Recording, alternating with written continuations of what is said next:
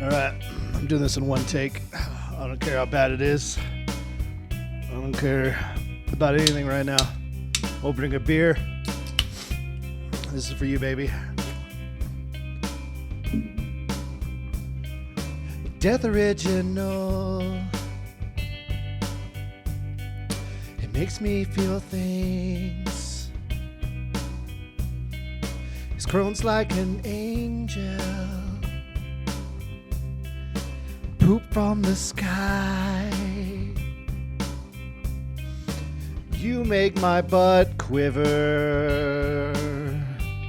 I think a lot of this is gonna do with your butt. Isn't Crohn's funny? It's so fucking funny. He can't hold his shit. Poops 9 times a day. Install at work. He definitely belongs there. What do your Mexican eyes see? El Guapo, look for me. Get fucked other team. Overwatch's not positive. Nailed it. I want you to notice when I'm in your ear. Talking about being in Discord. Hey, you mean the world to me. Everything to me. DethOriginal. Played so many games.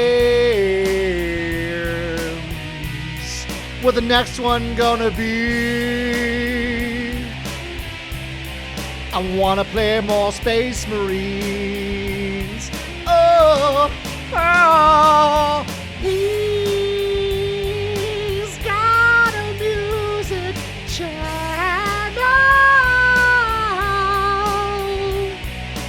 Never puts bad stuff.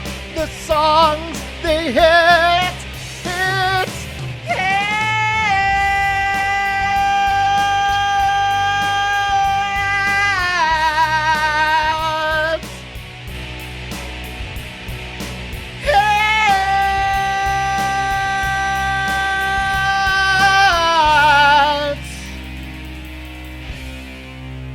Whatever you want to do,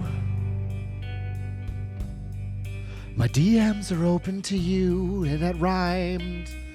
Oh, let's bring it back to Crohn's.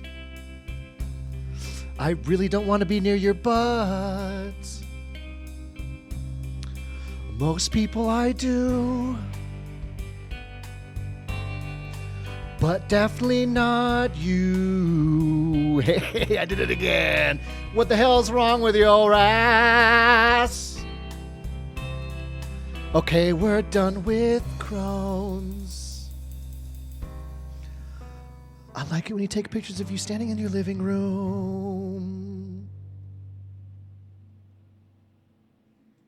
Just need a moment. So is this streamed? I don't know anything about this, dude. No, you're I'm sorry. fine. Yeah, no worries, dude.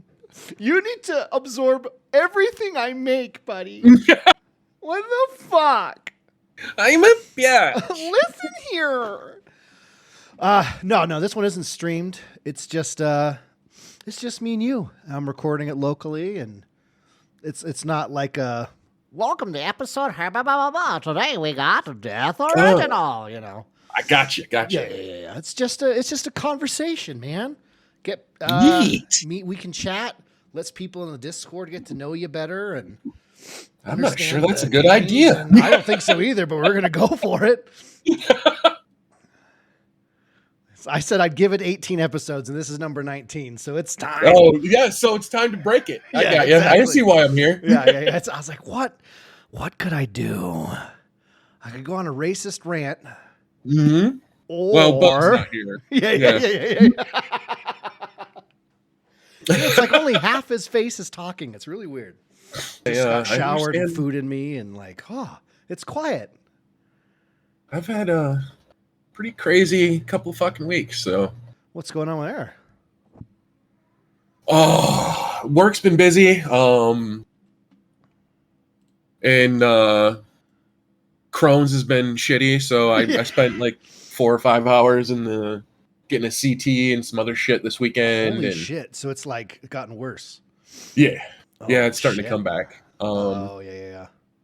And then mostly I'm guessing because of all the stress that I'm under right now, because currently I don't have a driver's license or a car because I am having a legal battle with the state of Michigan about the validity of my driver's license. Still due to all the issues I've had in the past with the drinking and the driving. Oh yes. I thought it was because you bought your license from a guy on the street corner. No, Randy's fine. Okay, good. I'd hate for Randy to be out of there. Right? Yeah, I mean, dude's he's savage. a good guy. Yeah. And he's just always there for you when you need him. Right? Whether it's a Randy's license. always got what you need. Yeah, exactly. Yep. Yeah. Yeah, milk on a license, cold shop- day or a warm day. I was about to say that, dude. Yeah, anytime I've been out of eggs and milk, and it's crazy because I'm on the other side of the country. He's like, "Hey, And man, Randy's still there? I heard. Yeah. I'm here." And he just kind of like wisps away. Yeah, the starter in my car died. So I tried to go take care of that. And then they told me I couldn't take care of that because I had the device on my car still. The blown go. Oh yeah. And so I tried to go through them to get it taken care of. They're like, no, you got to go through the state of Michigan. I'm like, what? This makes no sense. You guys have never done this before? Yeah. And they're like, no, you got to go through the state of Michigan. So I've submitted everything I can to them multiple times over the last 2 months, and I haven't heard from them. Oh yeah, it's in someone's pile somewhere. Like Yeah. And then I just got a message like a couple days ago saying, hey, you haven't brought your car in for your normal, checkup. Yeah. So now you owe us $2,000 and, or you can somehow get your car to this appointment at this certain date, and then they'll take the stuff off your car, but then you're going to be charged legally for taking it off, or, illegally taking the thing off your car. Jesus, dude. Oh my God. Holy fuck. What am I supposed to do? You're not even painted in a corner. You're like on the ceiling. Yeah. Yeah. I don't know what to do, man. So fuck, dude. So how are you getting to work and shit? Well, I only go in the office Tuesday, Wednesday, Thursday. Yeah. And I have a buddy that lives like right down the road, so he drives by my house every morning. So I usually go in with him, but he doesn't go in until like 2 hours after I start working. That must be nice. Yeah. And then gets off at the same time, I bet. Well, no, he works late. Oh, he does. okay. He does work late, but I'm not going to work late. I mean, after I start at 6 in the morning, I'm not going to stay till 6 o'clock at night. So I usually just Uber home or something like that. But that shit adds up though, dude. That sucks. Yeah. It's costing me probably $50-$60 a week. Fuck, dude. Which is more than it would cost to get, car and the rest of that stuff, but it's not a whole lot more. No. Especially since my car's paid off, I don't know. Dude, what kind of car is it? Oh, I still drive my fucking 2008 Chevy Cobalt, brother. Let's go, baby. Of course, it's the Cobalt. Hell yeah, man. I bought that thing when I was in Detroit because I could get 40 miles to the gallon. And, oh, yeah, dude. I'm driving 10 miles to work that takes an hour and a half. Yeah, you want because Detroit is one of the most brutal cities in the world for traffic. Yeah, I've been there once, and I was like, you know what? If I'm never here again, I'm okay with this. Yeah. Just being on the people mover was enough for me, let alone driving through it in a moving truck. Yeah. I mean, there are some things I truly miss about Detroit, but the people aren't one of them. At least most people. Yeah. Did I tell you about when I went to Walmart in Detroit, though? No. Did I ever tell you that story? You went to Walmart in Detroit? Yeah, dude. It was a crazy experience, right? I'm in the middle of the country. I go to Detroit. I'm like, shit, my friend needs some stuff. I go to Walmart, right? I helped him move from Wisconsin to Detroit. Appleton, Wisconsin. That's a big change. Yeah. And we did that move in January. That was great. I honestly would favor January over June in Detroit, because June in Detroit is 90 degrees and humid on all concrete. Yeah, I'd prefer that over the experience we had. So let's just say you put some funky gunk on the roads out there, right? When there's snow and shit. Yeah. And the fucking moving truck, the wiper fluid did not exist.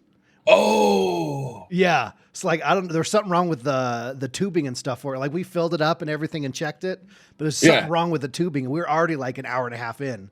And it's full. Shit.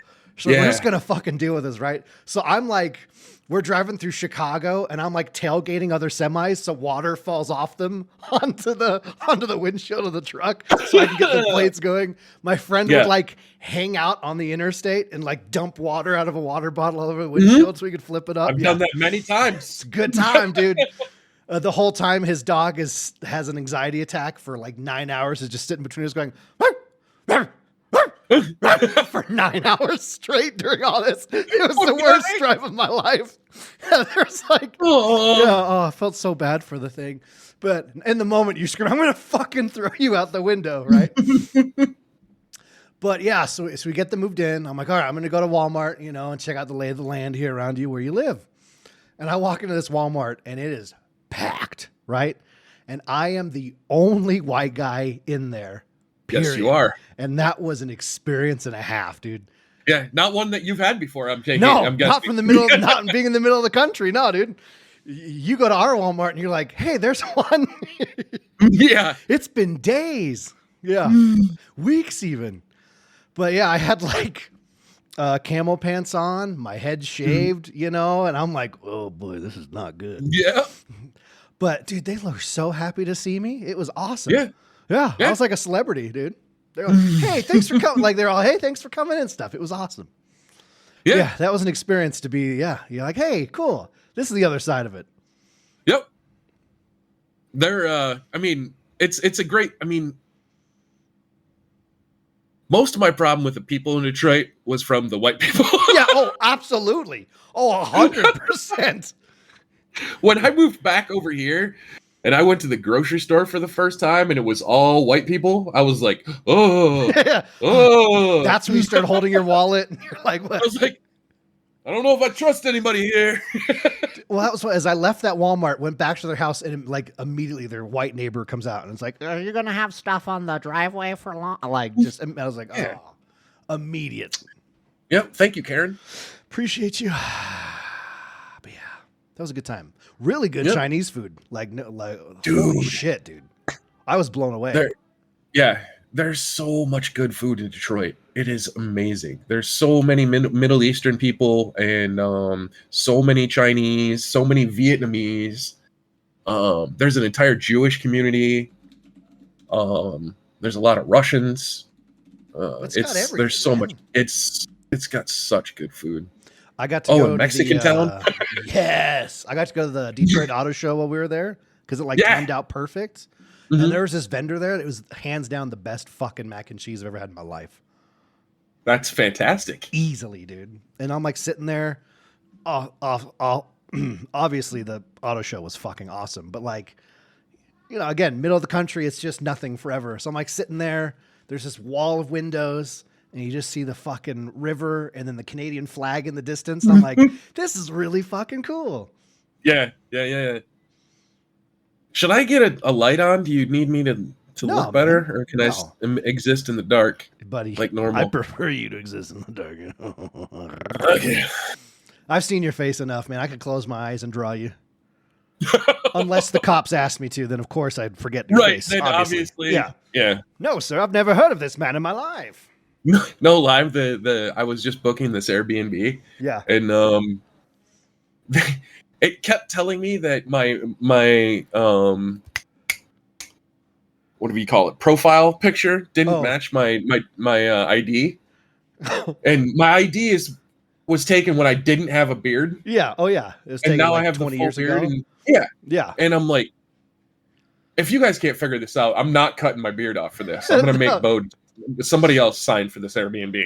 Yeah, I'm gonna Sharpie a beard onto my ID and rescan it. Like, here you go. This is me. Now, Bode could do it. Yeah, he could Photoshop that. Yeah, but no, I mean, I meant Bo just book it for me. Oh yeah. No, that's true. Yeah, if he put the picture together, he'd sneak some stuff in the background. They'd be like, "Yeah, we can't accept this," and then he'd zoom in like 100 times, and there'd be something or other. Well, how are you? I've been really wanting to talk to you about Warhammer. Right?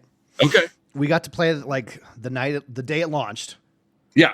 And we haven't really been able to touch it. So I haven't really touched it at all since, which makes me sad. But, dude, I know you've been fucking grinding it out. And you got fucking Ferg picked it up and did everything in a day. Yeah, I'm just shy of 100 hours into it now. Jesus Christ. 98.9 according to Steam that I'm looking at right now.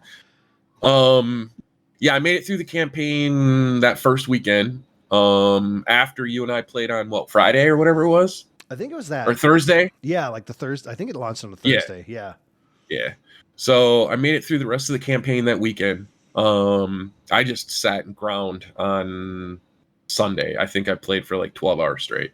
I love that. And it was awesome. It's phenomenal. Everything about it is what games should be. It's enjoyable. There's a good story. I mean, the graphics are fantastic. The sound is fantastic.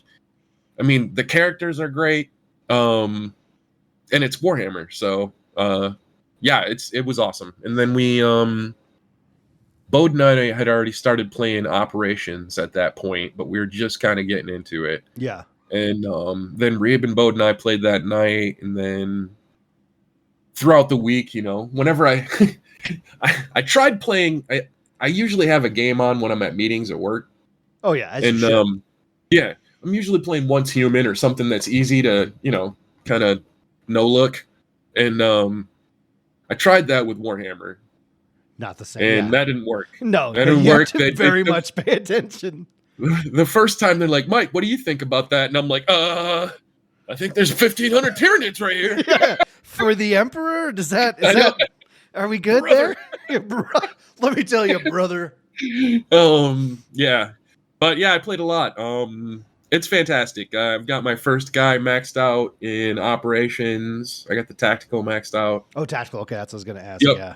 And then I'm close on heavy and I think assault. I've got it like 15 or 16. And same thing with sniper, because when Ferg picked it up Saturday, we were just hanging out. There was no UFC on, so we weren't watching UFC. And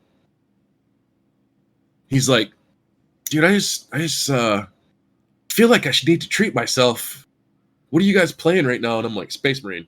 There's no other game to play right now." Yeah. And he's like, "Okay." So he downloaded it while we finished our game of Overwatch, and then he played the prologue, and then he played for like 20 hours straight.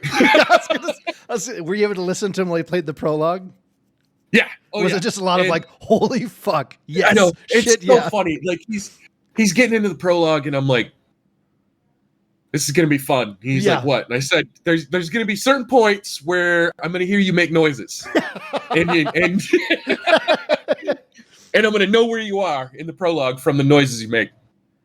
And then the first time you see the swarm come up, yes, and it's pouring over those walls, and you're like, that's not real. That can't be real. I'm not. I can't fight that. Yeah. Well, for me, it was like when that wave's happening, I was like, that looks really cool. And then you fire at them and the damage marker pops up. And I went, oh, fuck. Oh, no. Those are legit there. This sucks. Yeah. Yeah, the game fucks hard, dude. It's so good. Well, I love the, like, obviously, Helldivers was super fun. It was fun, for Super Earth democracy and stuff. But it's just fun to like load in with friends, and everyone just immediately goes, "Brother, you're here." It's just everybody, even in text chat in the game, yes, is like, like, you're looking pretty dope, brother.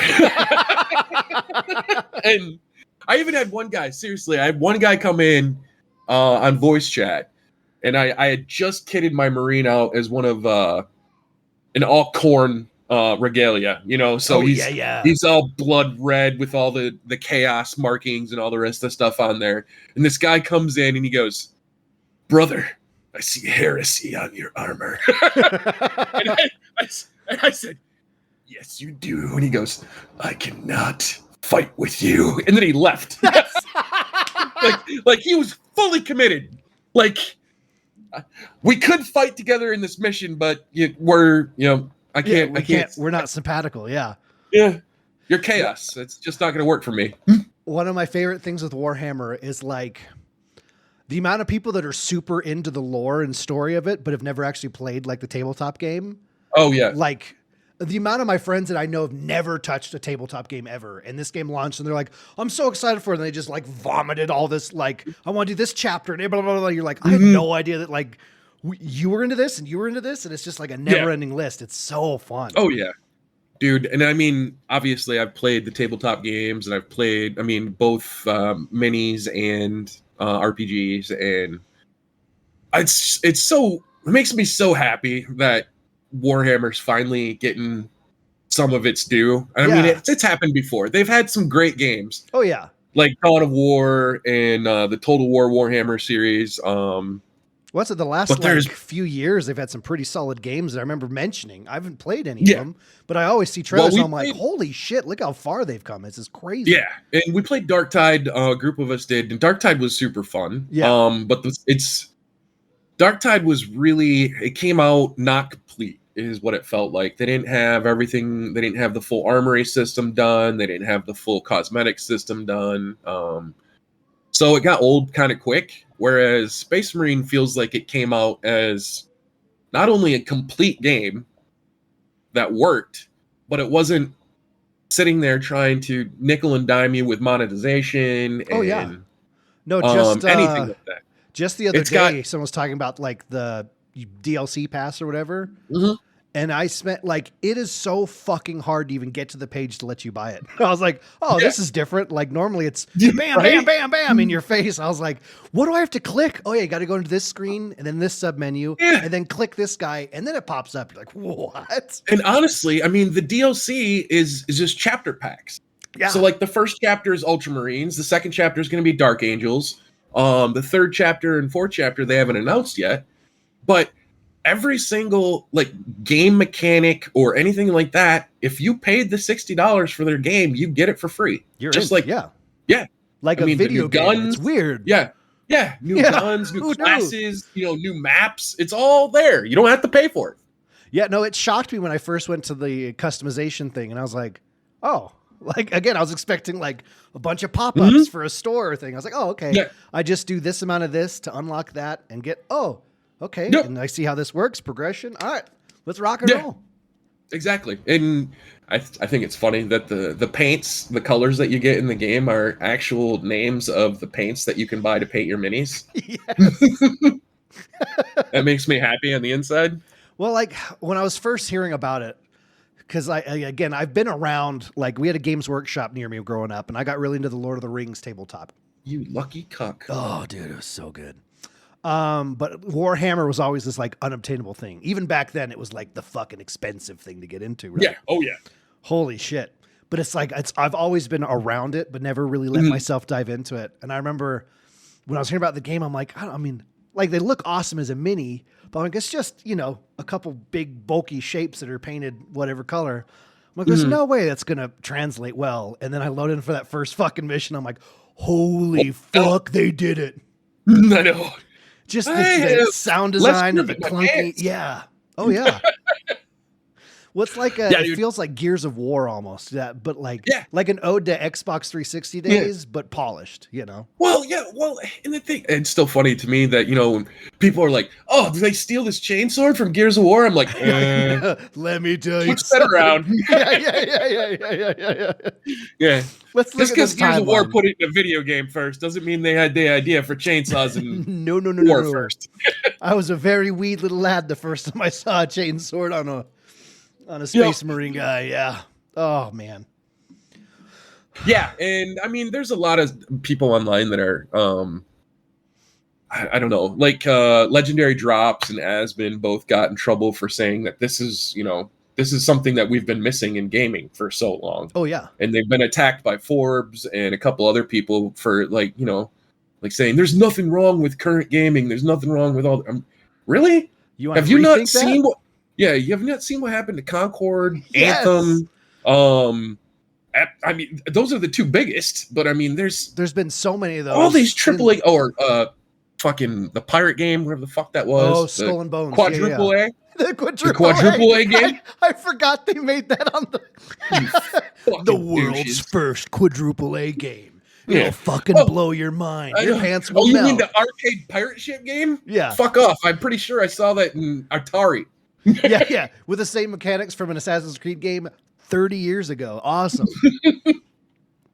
And you can't get off the ship? Oh, no, well, you could, but it was just to buy stuff. Yeah, to interact with fucking NPCs. That could have been a sub menu. I'm just throwing that out there. Yeah.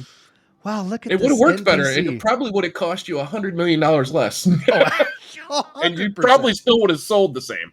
It must have just been the water mechanics. I don't know, man. That's all I can think about. Yeah. Dude, water mechanics in AC4 were fucking awesome. Yes, dude. Fucking water mechanics in Assassin's Creed 2 weren't terrible either. Like, it's been done. Yeah. I don't know. And think about Odyssey and how good the ship combat was that in that too. Oh yeah. It's literally just the same thing. Yeah. I don't understand how they could think that. Or put that much money into literally copy pasting with. Yeah. Yeah. And they took what, 8 years to make it? And that's the thing that messes me up is like when Concord failed, I didn't realize that was like an 8-year thing too. 8-year project, yeah. What the fuck? Like, what's with these games taking forever and then fucking being awful? And then all these other games come out, they're like, we've been working on it for like 2 years. And it's like, and the more you find out about Concord, the more you find out like that studio was already into that game for like 6 years when Sony was like, that's something we need. Yeah. Oh yeah. Or something like that. So then they drop another however hundreds of millions of dollars into it. Yeah. And then release that dog shit. I don't get it. Oh yeah, I guess Kill the Justice League was the other one I was trying to think of. Oh, you're right. Yeah, and that was like that was a weird one to be like a single player live service game. I was like, yeah, I didn't understand. How's that? What? My buddy Decimage was like, you guys playing Kill the Justice League? And I'm like, no, isn't it single player? And he's like, no, it's got a full online PvP and it's full service like Overwatch. And I'm like, what? I'd never even heard that it had PvP at all. Yeah. And I've heard a shit ton about that game. Yeah. Apparently it was all on. I mean, there was a whole online portion of it that they were releasing and nobody told us any. I mean, I never saw anything about it. I listened to podcasts that talk about games coming up and none of them even mentioned it. Yeah, they're releasing new characters for it, and I mean, they were still trying to do content as of earlier this year. Yeah, and that was for the online. It was. Well, that makes more sense then, because I literally thought they were adding characters and battle passes for the single player, and I was like, "What the fuck is that about?" No. Yeah, if there's a PvP, that makes a little more sense. That was my biggest like, what? And then how do you make it with? I mean, what the group has what maybe 6 characters in it? Yeah. Oh yeah. And that was the same with Concord. There was 5 characters. What do you guys just mirror matching every game? Oh, 100%. How's that fun? Yeah. Weird how that didn't. Well, here's something that's been weird for me. Like Battle Royales came out, right? And everyone made a BR immediately, right? The looter shooter thing hit. Everyone made one immediately. Extraction shooter, same thing. It's weird to me how like Overwatch hit and it was such a huge success. But it's taken this long. I mean, when the Overwatch 1 came out, 2016. Yeah. Like we're just now getting clones of Overwatch. How is that not something that people jumped onto earlier? It's really weird to me. Yeah, it doesn't make any sense. And I don't know. And they're not good. Like, no. I mean, I don't understand how you spent that long. I've heard the Marvel. I really want to try the Marvel one. I heard that was actually really good. Did you get to touch that? We did play that. I think Bode and Reeve and I played it. And it was decent, but it felt a little clunky. Okay. I mean, the fighting was pretty cool. Yeah. And the fact that there's so many flyers was kind of tough to deal with. Ooh, I didn't think about that. Yeah, because I mean, half the characters fly, Yeah. at least. Oh yeah, So, they're superheroes. And then you have Spider-Man that can actually dude, Spider-Man web is just from side to fucking side. Marvel Genji, is what he is. And he is a pain in the dick. He was really hard to deal with. Yeah, my favorite was seeing all these videos of people playing Doctor Strange and like doing the portal in front of the door everyone leaves and then setting it off the map. So the game would start and everyone would run out of spawn and then just fall off the map and die. And he's like, yay, I just killed everyone. You're like, whoa. Yeah. They need to fix that. And I heard the, what was it? The destructibility was not as cool as they sold it to be. No, it definitely wasn't. Because not everything is destructible. And there's only certain lanes like you could open up if you destroyed them. And then they shut back up after a minute or something like that. Like nanites came out and rebuilt them or whatever the fuck it was. Shit. Yeah, because I think Ultron's controlling everything if in the lore of the game or some shit like that. So nanites. Huh. I do still want to try it. Will was going to get me a code. He's like, all I got to do is hit level 10, then I can get you a code. And then I never got a code. Son of a bitch. You probably didn't hit one more time. Probably not. Sucks to suck. Yeah, that looked good. Well, what else this year? We got, are you a Dragon Age guy? That's coming up this next month. I used to be a Dragon Age guy. And then I saw Veilguard and I was like, nope, that's not my game. Oh, I'm excited for it. Dude, have you seen the picture of the Kunari versus what they used to look like? No matter how much you love Dragon Age, I will 100% agree that is fucked. The Kunari thing. Inquisition terrible. Kunari were so badass. Yeah, and the dude like I'm trying to remember, like in Origins, they were just like a really tall human, right? Yeah, but they still had horns. That's true. But it was still better. Yeah. Right. And then two, when you meet the bull, then you're like, oh my God, this dude's. Hello. Yeah. Yeah. Yeah. That's messed up. I'm very excited for that game. I see a lot of really, the combat looks interesting. Like I really like everything I'm seeing. It took me a minute to get used to the art style, but the biggest thing, every time the Kunari come on screen, I'm like, oh God, how did that happen? I can't. Just the smooth, I cannot stand behind that art style. And I watched a couple of videos where they explained what the difference in the art style was. Is if you take their current character models from Veilguard and shrink their heads by about 18%, they look like a normal human again, or look like a normal character again. But for some reason, they've changed all their character models to have like massive heads, skinny shoulders, and become just so much more androgynous for some reason. Like they wanted to take away, I don't know, whatever made them. They all kind of look the same now. Do you know what you've just done to me? Is the next time I watch a trailer, I'm not going to be able to not see that. Yeah, their heads are enormous. It's silly. All right, I'm pulling up a trailer now. All right. Oh, hey, it's in my, there you go. My recommended right there. Perfect. Let's see this. All right, let's see ahead. Here we go. Here, that's a dwarf. That doesn't count. Their heads are always huge. Yeah. That doesn't count. All right, yep. Fuck, I see it now. Yeah, I don't understand their art direction choices, dude. It looks bad to me. I'm still excited. I totally get it. Like it definitely is a different direction. You know, like every Dragon Age game has kind of had a different art style, but it's kind of stayed within the same generic kind of lane. So no, I totally get it. I understand. I'm still excited, but I totally understand. Well, I'm glad somebody's excited for it because I prefer the studio not collapse like some of the other ones that are out there. But dude, if BioWare disappears from my life, I might just quit gaming. Like, yeah, dude, BioWare is massive to my heart. They've just been throwing fucking stinkers, though, buddy. Well, I mean, listen, you know, obviously Anthem's in the discussion, but they are a like single player, choices matter, meet your companions. Like that's what BioWare's bread and butter is, right? Yes. So to throw that team and to force them to try to make a live service looter shooter Like it was doomed from the start. Like Yeah. too Well, many of these companies buy out these guys and go, well, you're talented, so you can probably just do whatever the fuck I say you'll do. And it I just feel doesn't like work. Anthem with 2 more years of development could have been a great game. Absolutely. No, I absolutely But do agree with that. I mean, all the shit that they went through to get that game out, and then that was during the same time, like what was it, late 2010s or 20 teens. That was during that crunch when everybody was where all the game designers were working 90, 100 hours a week. 2019. Yeah, and everybody was just trying to push out their version of a looter shooter. Oh yeah. And that's when EA said, you know what? You're going out. We don't care if it's done or not. Yeah. Which was such a smart It worked out well for them. Yeah, if they had just waited, like you said, an extra 2 years, that would probably be a game we'd still be playing to this day. Yeah.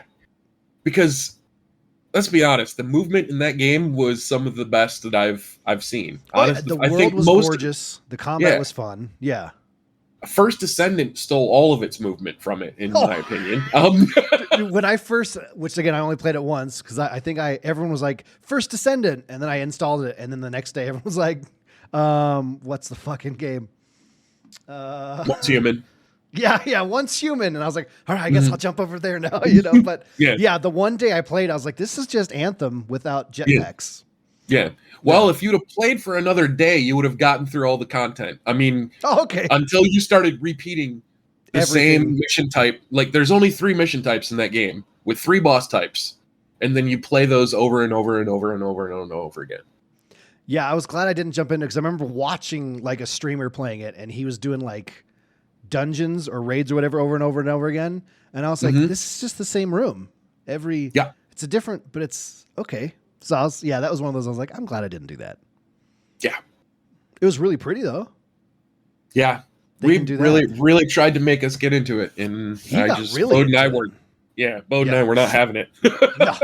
Yeah, every time I was doing anything, it showed he was playing that, and I think, oh no, I only played it one day. I think I hit him up, but I was already on the next game by then. But yeah. What are you excited for? Is it just Warhammer the rest of the year?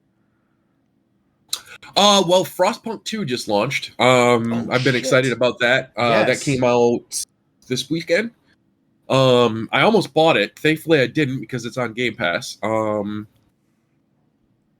I'll probably get into that when my burnout starts to set in on Space Marine. And then, no, I mean, it'll happen. It'll happen. It happens with every game, honestly.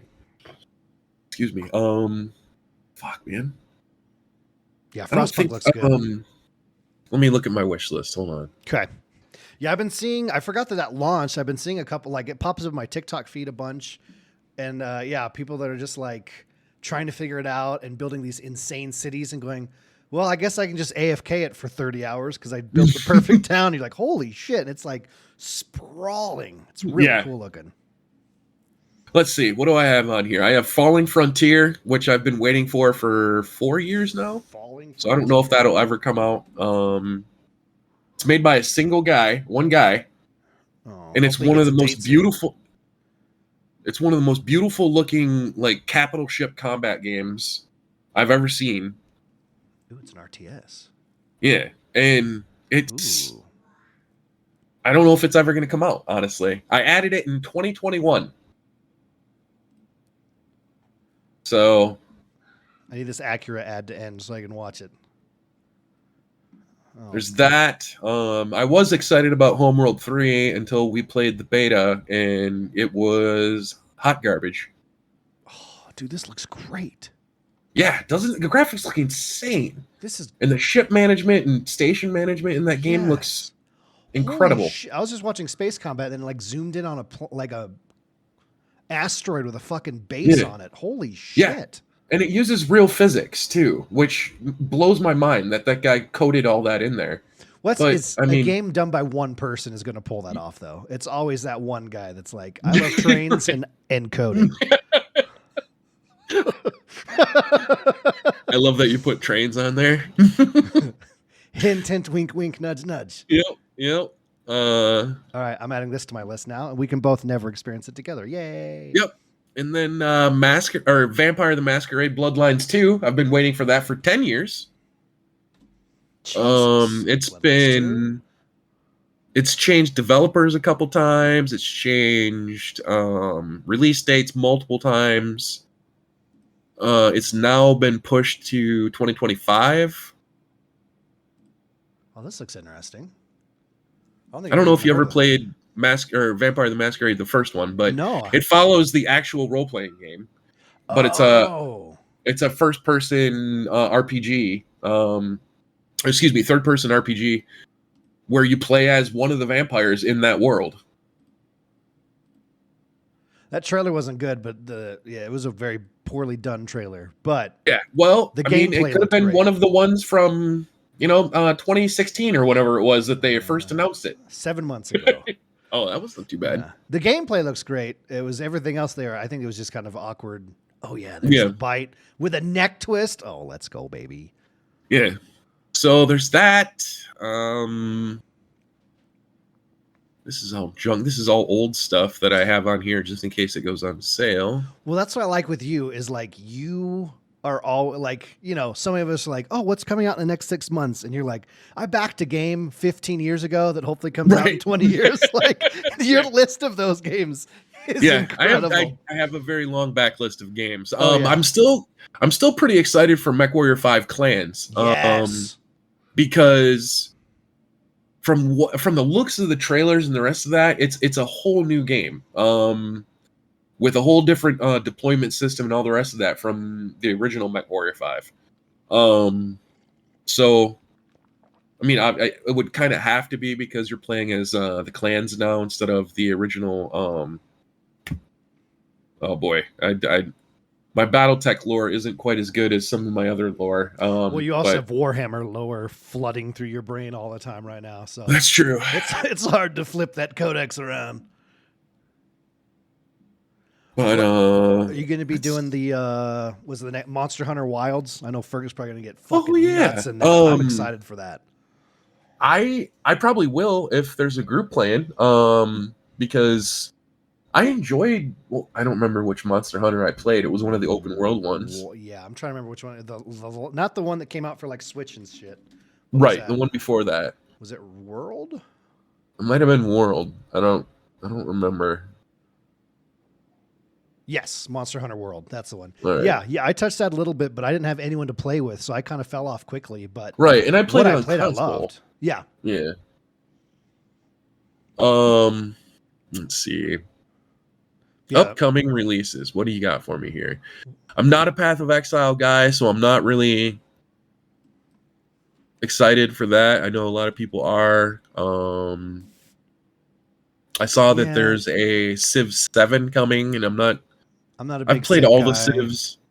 I've played all the Civs so far, but I'm just not excited for it, I guess, for some reason. Is it one of those like been there, done that? It doesn't look like it's doing much different. It doesn't look like it's doing anything new. Yeah. Here's another thing for you to buy from us. Yay. Yeah. And honestly, I haven't liked it as much since the original Civ team left after 4 or whatever it was. Yeah, my father-in-law is actually a Civ 4. I think it was 2 years ago. Discovered it, and like it's almost ruined his marriage, his relationship with all of his kids. Like this dude works, gets home, and goes, I'm gonna play like 20 minutes of Civ, and it's like midnight. I'm like, but he came up to me like I think he was in it for like 6 months, and he goes up to me, he goes, Brett, I'm like, yeah, I understand now. I understand you so much more. I was like, yeah, thank you. Yeah. Yeah. Oh, the new Dune survival game that's coming out next year. I might be down with that. Have you looked a lot into that? I've been trying to figure out because like my big issue with Once Human, right, is how small the clan is, or what is it called? Your guild, not the war. Yeah. But yeah, where it's like 8 the people. Hive or the Warband. Yeah, Hive. How small a number you can have in that? Like, I'm really hoping, because I have so many people interested in this, and then obviously, all our crew over there is like it's going to be a big number of people playing. I really hope we can get everyone together and not just Yeah. like, well, we can only take 5. Yeah, and I mean, I'd still be probably in that every day if Warhammer hadn't come out. For some reason, I don't understand how this game did it so well, but it just made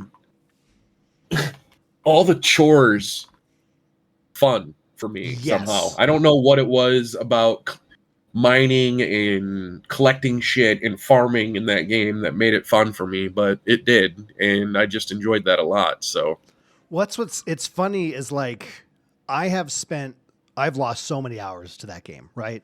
Because it's just like you said, it makes all the chores fun. It doesn't feel monotonous. You just hours just disappear, right? But if I watch someone play it, I go, this is the most fucking boring game I've ever seen in my life. Right? But like when you're actually doing the stuff, you're like, yes. You know, on paper, it takes so many things. There's so many different games mixed into this. You're like, that shouldn't work. Yeah. But like you said, it somehow does. Like the shooting feels good. It feels division-y. With you know, the base building is fun. Your hunt for wallpapers has been incredible. Dude, I can't stop. I need more wallpaper. Weren't you like offering millions for anyone on the server? Yeah. I was, and I would probably be doing it again, but I didn't want to break the entire economy again, honestly, by I don't know, price fixing the entire server. So go for it, dude. That's what it's there for. Yeah, so I guess the new Starfield update is coming soon. Oh, is that the one that like adds vehicles and shit? I don't know if it does it add vehicles. I don't know. I saw something about a car. They definitely are adding a whole new corporation for the ships. So there'll be all new spaceship parts, and they're adding they're upgrading the ship design capabilities and all the rest of that stuff. And I don't know how many hours I put into that game, but a solid half of them was designing ships. So that might draw me back in. Yeah, that was the biggest. I haven't bought it. I do want to play it, and that's been the biggest thing that's been selling me on it is the ship customization. It looks fun. So good. I spent so many hours on that. It was ridiculous. It's honestly, I mean, the game wasn't great. I'll admit that. Yeah. But it was fun enough, and there was enough variation in mission types and what you were actually doing versus, exploration versus, space battles versus, like story stuff versus, all this other stuff. It had plenty of variety in it. And it's the last game I like 1,000% or 100%. I mean, like with every single achievement. So fun. I don't think I've done a game. I've got all the achievements in one game since then. I want that to be, when they have the trailer for the game and at the end it does like the bright lights and it's like 10 out of 10, blew my fucking mind, IGN and all that stuff. I just want to pop up like, it was fun enough. It was fun enough. Yeah, I really fucking like that. It was fun enough. I didn't totally dislike it. And to be honest, it was a game that released and it was ready to play. Yes. It didn't have issues. That's enough in itself. There were no fucking server issues day one where I had to wait 3 days. So I could before or I a day one patch that was 112 gigs. Yeah. I don't know. And let's see what else is on this list. I saw that the new Diablo 4 expansion is another $60. You got to be fucking kidding me. I am not. The expansion is $60 for Diablo. I'm pretty sure that's what I saw. Is this the same Diablo 4 that had the least amount of people that have ever played a Diablo game? Yeah. Okay. Yeah. Okay, with really egregious monetization in it? Uh-huh. Okay. I want to make sure we're talking about the same game. Same game. Okay. $60. Didn't that just come out last year? Yeah. Okay. Yeah. That's the one. 60. What comes in the expansion, brother? Let's figure out what makes this worth it. Oh, dude, I don't want to know, honestly. And then let's see.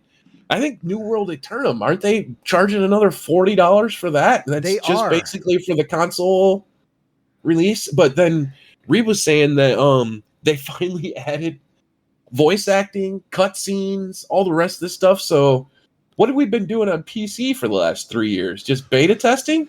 I guess. Yeah, no, that's I remember when I was first seeing stuff about that, I was really fucking confused because I was like, some trailers made it seem like it was a new game, and others was just an update. And as someone who didn't play a lot of New World, I know you guys totally did.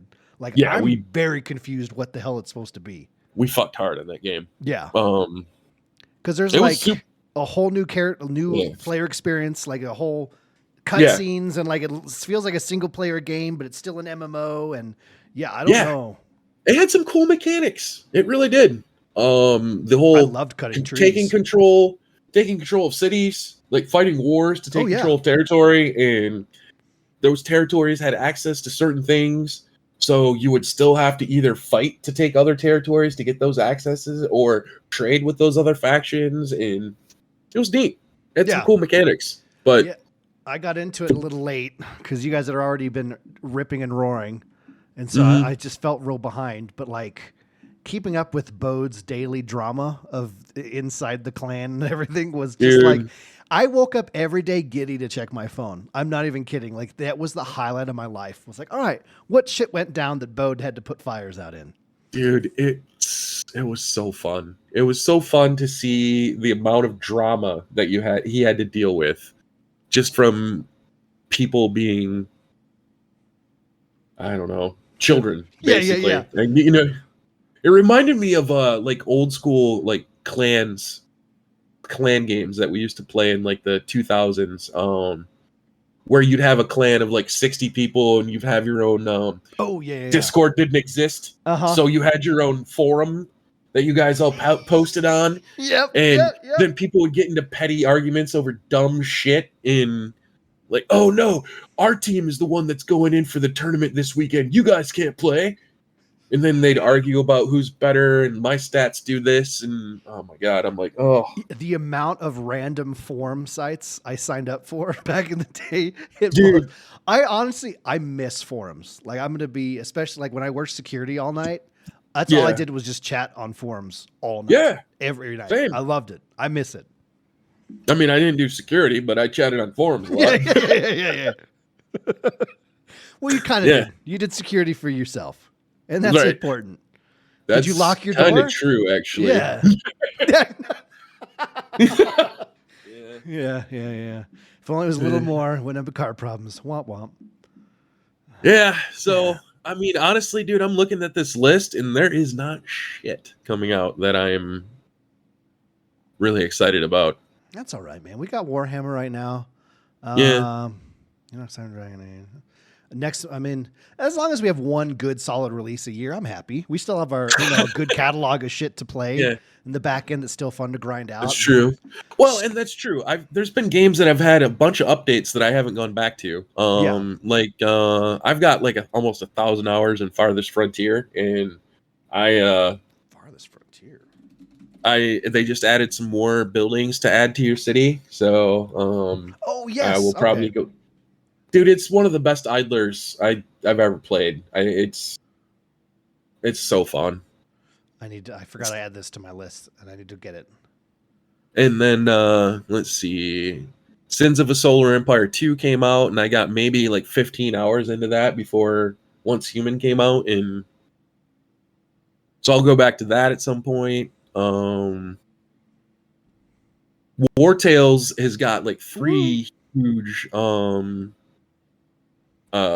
releases for it since I played last, and that game is super fun. It's managing your own mercenary company. Yes. Oh my God. And wandering around in an open world map. Fuck. I have that. I haven't touched it, but I have it. It is installed. It's a great game. Fuck. I keep forgetting. Well, it's like just Helldivers launched, right? And then I got really lost into that. And then updates had happened to that. And it's just like, and Warhammer and like here and there and this shit. And I'm like, oh, it's one of those. You always have that one game that you have installed. And like, I'm going to really enjoy this. And then weird shit happens, and it's 4 years later. Yeah. You go, fuck, I never touched it. Oh, if you're looking for like a single player medieval sim that's really good, check out Bellwright. Bellwright, okay. I put a lot of hours in that game, like 100 maybe, and it was Bellwright. still early access when I played last, but they've been releasing stuff pretty steadily for it, so there's probably been some upgrades to it at this point. Release date was in April. I don't know if that was just the early access release date or if it's legit release now. I don't remember. I don't remember hearing about this game. Oh, it says early access game on mine still. Okay, well, that works. Well, early access was released in April. Fuck, where? I got to look at my list here. Baldur's Gate keeps rehooking me, obviously. What the fuck is it? It's going to drive me insane. I can't remember it off the top of my head. Mountain Blade 2 Bannerlord. Every 6 months I go, yeah, yep, it's time again. I have to reinstall. There's been multiple times where Reeb's like, we should download the mods and all play Mountain Blade together. And I'm like, dude, we wouldn't. Nobody would see us for 2 months. Let's just not do that. I think me and Gunbait had installed that mod once, and we played one session of it, and we both at the same time were like, we can't do this. Like, this will be the exact same thing. Like, this will ruin our lives. Yeah. It was just so well done to just be like in the world as you with other people, leading your armies, getting gear. I was like, yep, I can't do this. Yeah, taking over castles and, I can't do that. I can't do that again. After what Red Dead did to our health and our fam, like, dude, there was the amount of times that like we'd get on to play Red Dead and it'd be like half the people were like, hey guys, I can't talk to her. I know. I have nothing. I'm here, but I haven't slept in fucking weeks. I know. We're hacking up lungs, coughing. Yeah. My daughter forgot my name.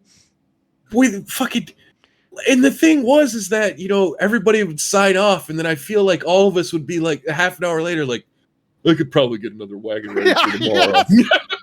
Dude, the amount of times, I can't even count the amount of times that someone would post like, hey, I'm just on getting a wagon ready, or I've got a wagon ready. I'm just sitting in camp. And it'd be like 8 other people would be like, yeah, I've just been sitting here by myself for the last 4 hours doing the same thing. And you're like, well, why weren't we just doing it together?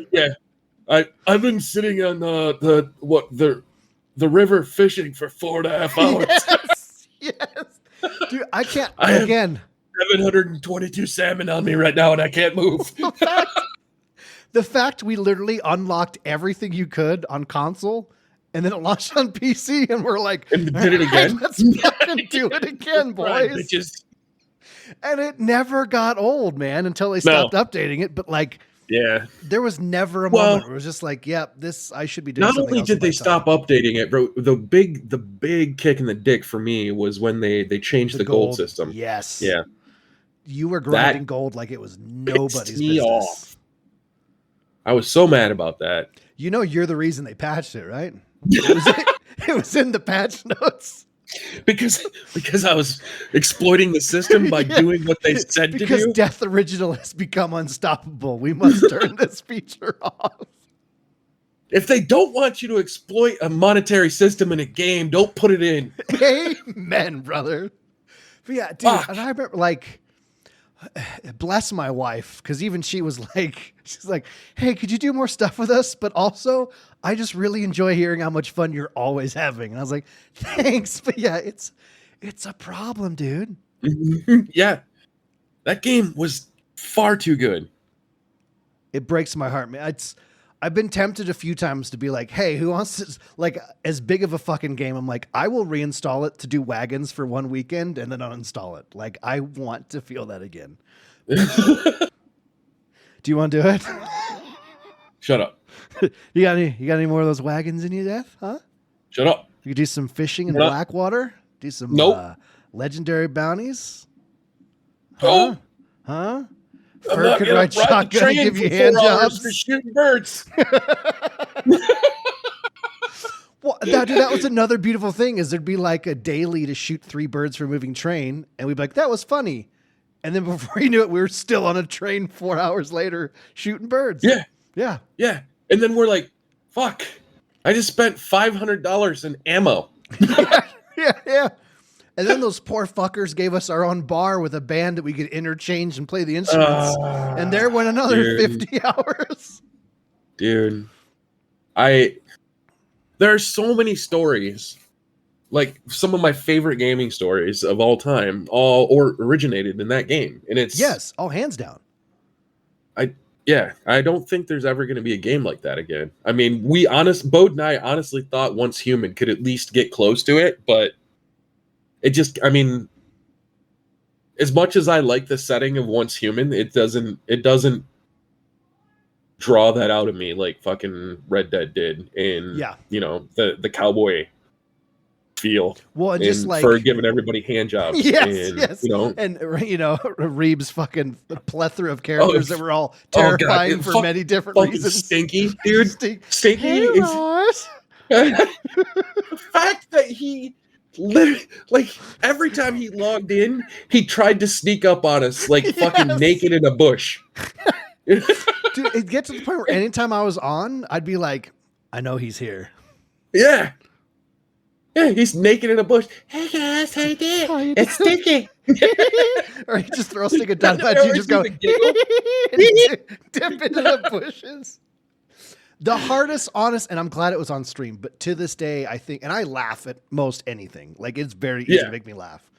But the fucking welcome to the dirt bags when the wagon is probably the hardest I've ever laughed in my fucking life. Every time I watch that clip, my lungs hurt. I know. Dude, how serious Reeb was through the whole thing. And pull over. No, pull over. There's a secret here. It's right there. Let's just stop. Just stop, dude. Seriously, let me show you this. Welcome to the dirt bags. Boom. Yep. Oh. Yep. Yeah, nothing what are will you ever Mexican come I see, guapo?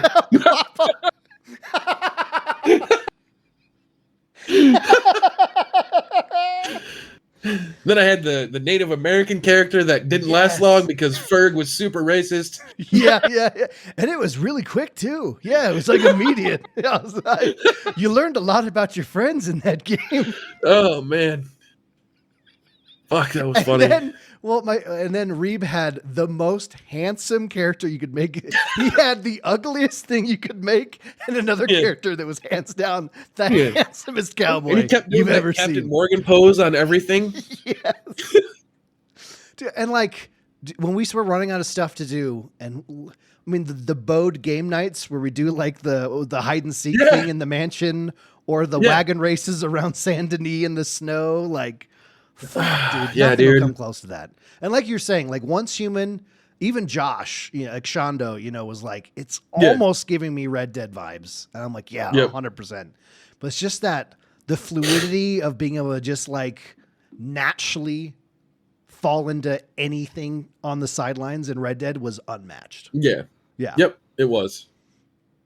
Yeah, I don't know if we'll get a living game like that again for quite a while. Like, because that's really what made it, is that the world itself always felt alive and there was something to do and you could interact with all of it. So I don't know if we'll get that again anytime soon. It was a real special thing, man. Yeah. And luckily, like in it, you're aware, like, oh yeah, these are the good days. It's not one of those you look back on it and go, man, I wish I understood. Like we knew, like that was it. Oh yeah. 100%. Yeah, we did.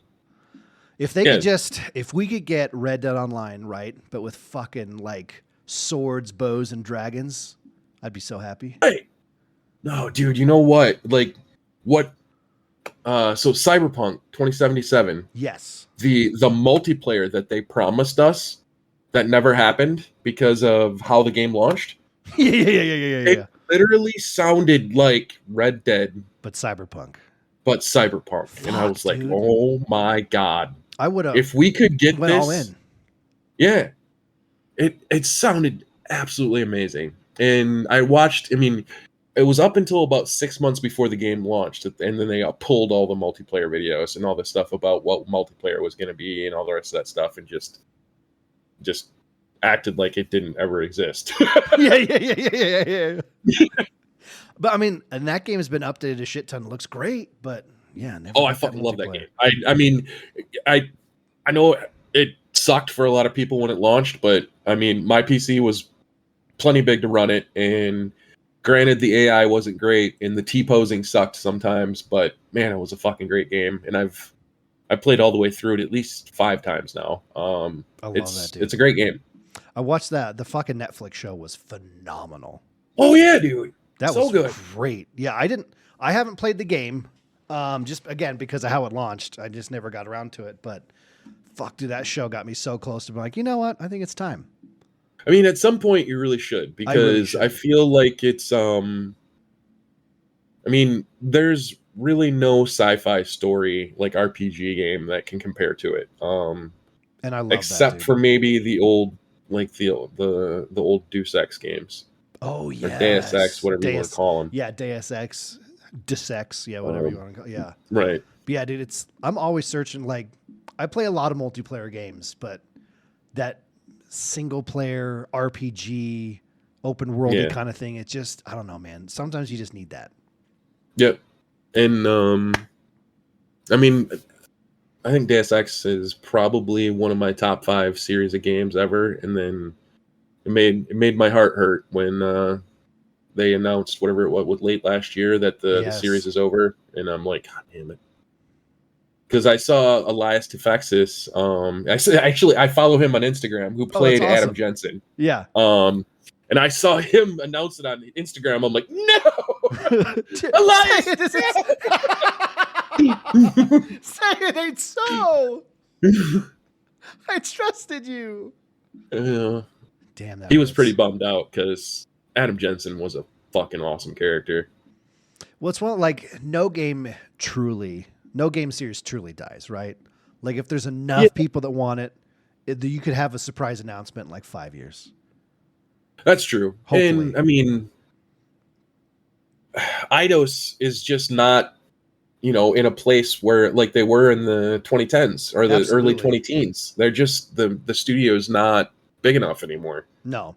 And it's another one of those where the overheads of not like overhead as in money wise, but people in charge have made them make some other random shit lately, right? Yeah. What was it? Kind of like what happened with Anthem. Stop making these teams do shit they're not good at. Interactive games. Let them do the thing. Oh, they've still been doing the Hitman games. Oh, and then that's true. They're also the ones that do all of the Tomb Raider games. And those have been solid. Yeah. All right, so at least they're still doing something. But yeah, man, that's. But they're not AAA. I mean, I don't feel like they're AAA games anymore. No, 100%. I mean, and maybe.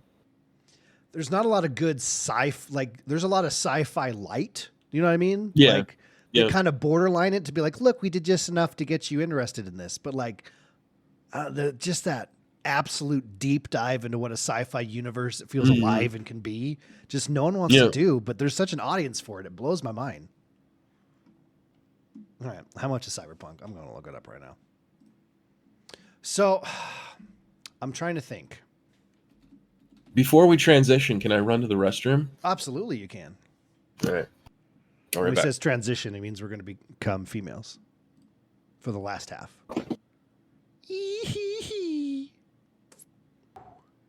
Back. Hey, buddy. How'd it go? Good. My penis worked fine. Dude, I'm so proud of your penis right now. Right. I mean, I usually am. I mean, I've been using him for near on 50 years, and he is still functioning perfectly. So hopefully you understand it at this point in life. You kind of have a symbiotic relationship. Yeah, we've got a strong mutual bond, him and I. So Cyberpunk's $30 now, dude. It's half off right now. I think I can pull that off.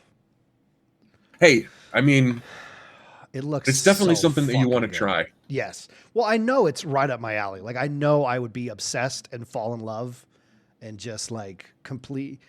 It's so easy for me to immerse myself completely in a world, and that's a problem. But yeah, I know I'd. And I mean, if I had like a 4080 or something just bonkers, or like a rated or Yeah. anything like that.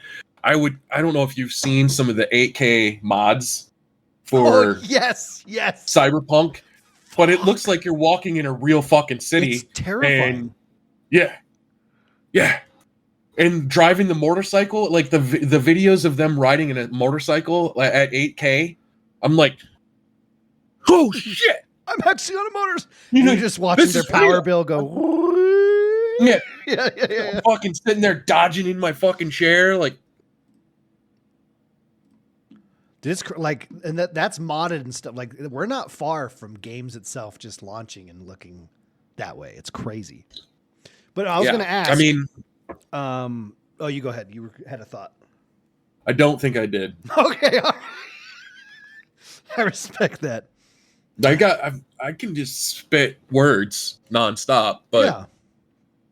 I don't think there was an actual thought behind it because I honestly don't remember. No. So I'm trying to remember. I mean, obviously, part of it is understanding our history, right? And I know, like, a lot of people I met, obviously, years ago when, like, the only game I played was Destiny, but me and you didn't meet through that, right? We have played Destiny before together. That was hilarious. Yes. I think one time. You held me in the sky. It was adorable. Probably did. King of the world. But we've done Red Dead, hundreds of hours of Dungeons and Dragons, Overwatch. Is Overwatch where I came into your presence and enriched my life? Yes, I believe so. And that was through Gunbait, I think. Gunbait and Ferg. No, it was. If I remember right, it was. I believe it was Reeb actually. Oh, it could have been Reeb. I met Reeb through Cheesy, and I met Ferg through Gunbait. Yeah, because I remember I definitely was like, met Ferg through Gunbait. Yeah, and I was like, you would like these guys, and Gunbait was like, yes, you have to come play with these guys. Yeah, that's probably true. It was probably Reeb. Yeah, I think it was Reeb originally. Yeah. Yeah, no, I think it was. Oh, the original Overwatch was the first thing me and you, and then we played a shit ton of it. Yes. Go fuck yourself, other team. That's the day I fell in love with Ferg. Yep, 100. I already loved him, right? Dude, you know Ferg very well, right? Imagine raiding in Destiny with that guy's personality. Right. It took me one encounter to be like, I never want to know another human being. Like, this is the guy. Dude, he just turned 28 the other day. Jesus, he's like, we've been playing since I was 19. Dude. No. Fuck. What? It's been fucking 9 years now? Yeah. Fuck. That blows my mind. Yeah. Right? Holy shit, dude. We're not far off from like half his life, you know? Right, yeah. What a cutie little guy, right? Well, fuck, Reeb and I have been playing for... Yeah, oh yeah. Almost. I don't want to... 27 years now?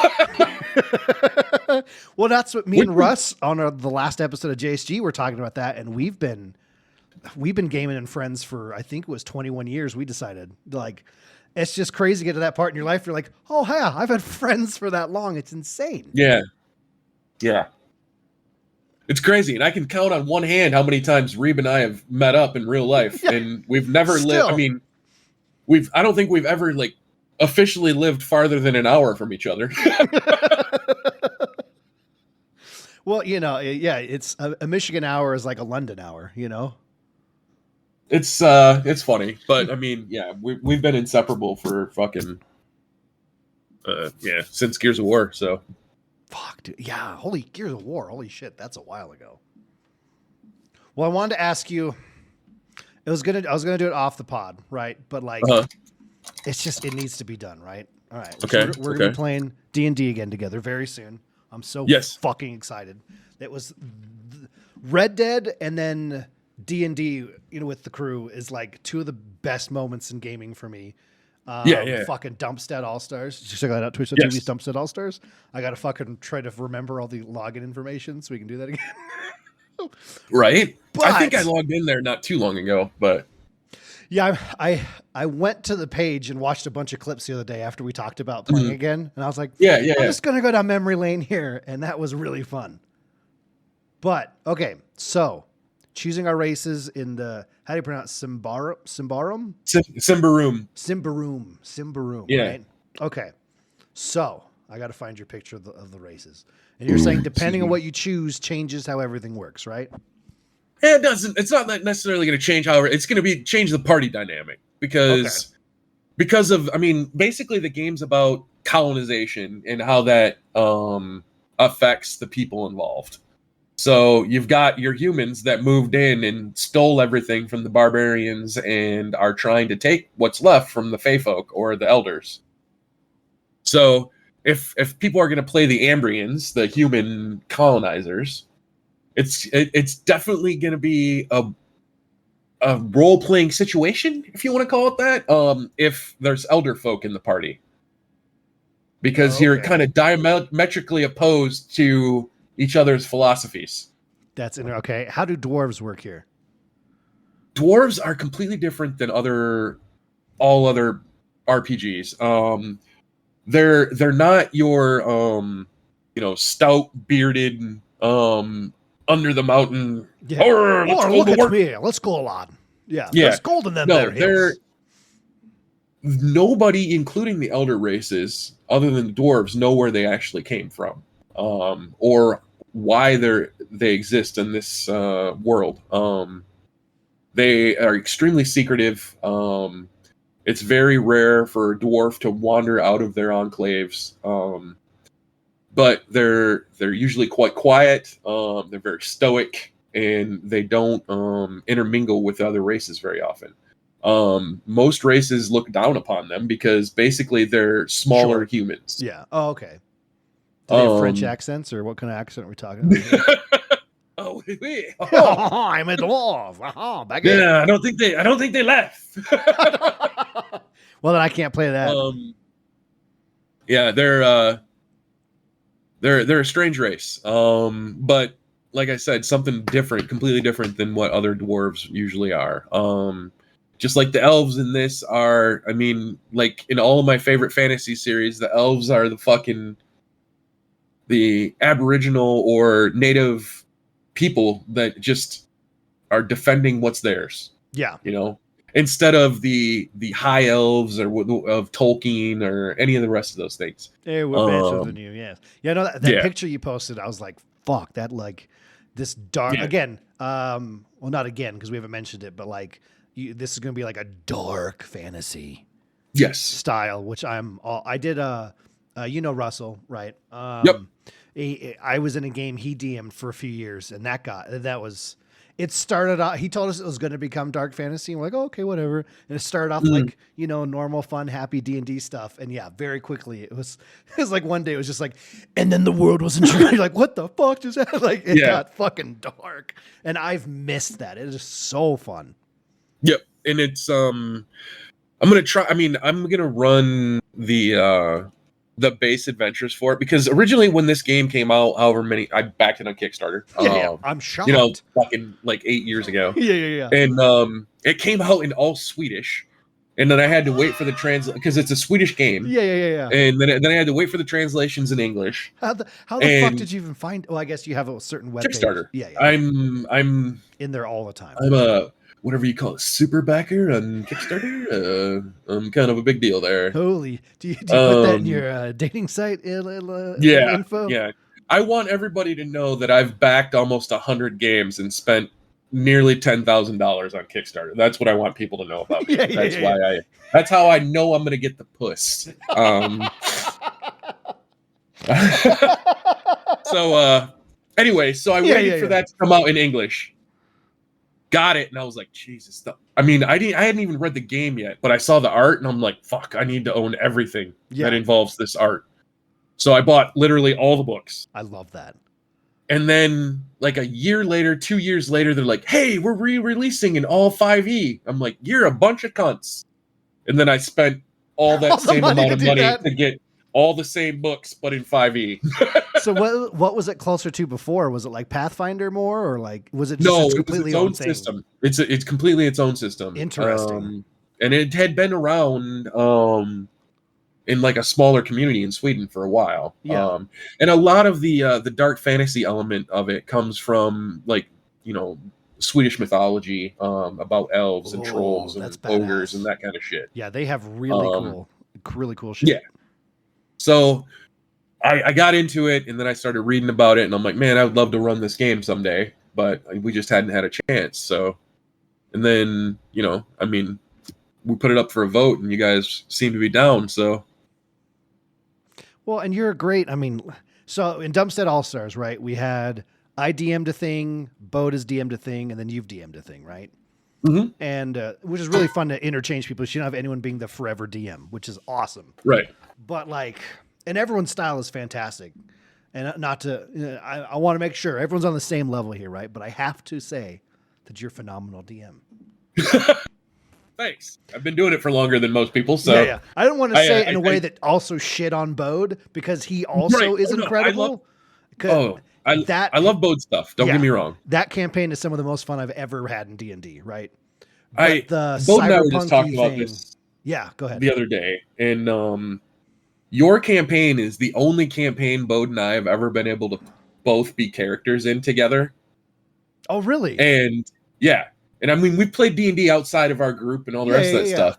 And it's Bode and I just don't get to be together as players. And the interactions between Wogren and Theo for both of us were some of the...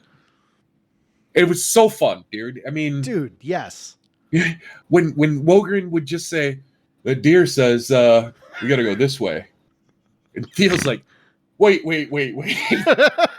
That deer fucking talks? Dude, Wogren is easily, hands down, right? My favorite character ever in He's so funny. Campaign. The fact the campaign ended with you like drugging everyone and rolling so good that they all believe your fucked up, made up story of what actually happened. My version of history. Campaign is You're welcome. Fucking good. Yeah. And I 100%. I mean, if we ever go back to it, if we pass time in the meantime, he really is going to go start his own grove and have Spittledeck or whatever fucking Gunbait's character send him, mushrooms, and cultivated mushrooms, and I mean, he's going to be like that weed connoisseur that wants the specific, the one strains of mushroom, yeah. So that he can build his cult.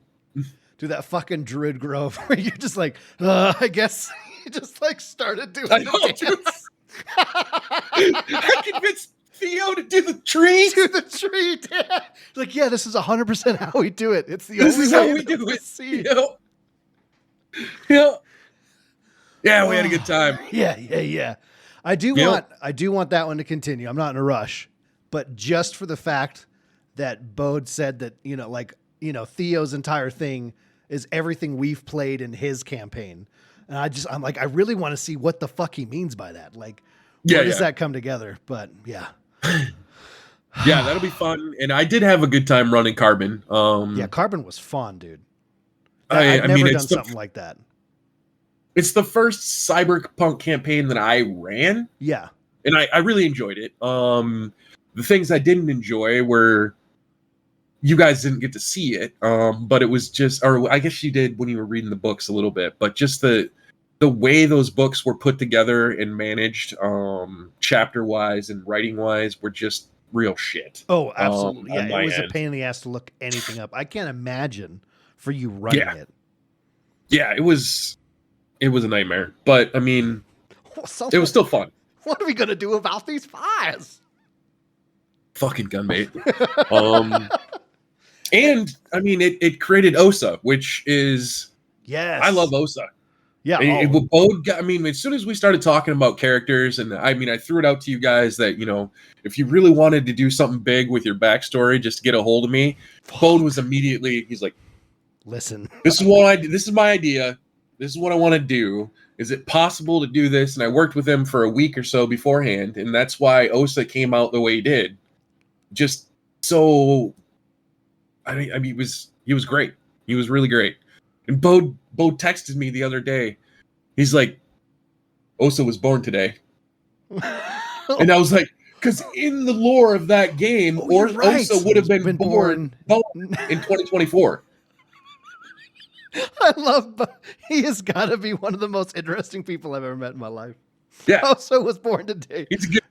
Now I watched. This is a true story. Just a few months ago, I watched that R.I.P.D. that Rest in Peace Department or whatever with Ryan Reynolds and all that.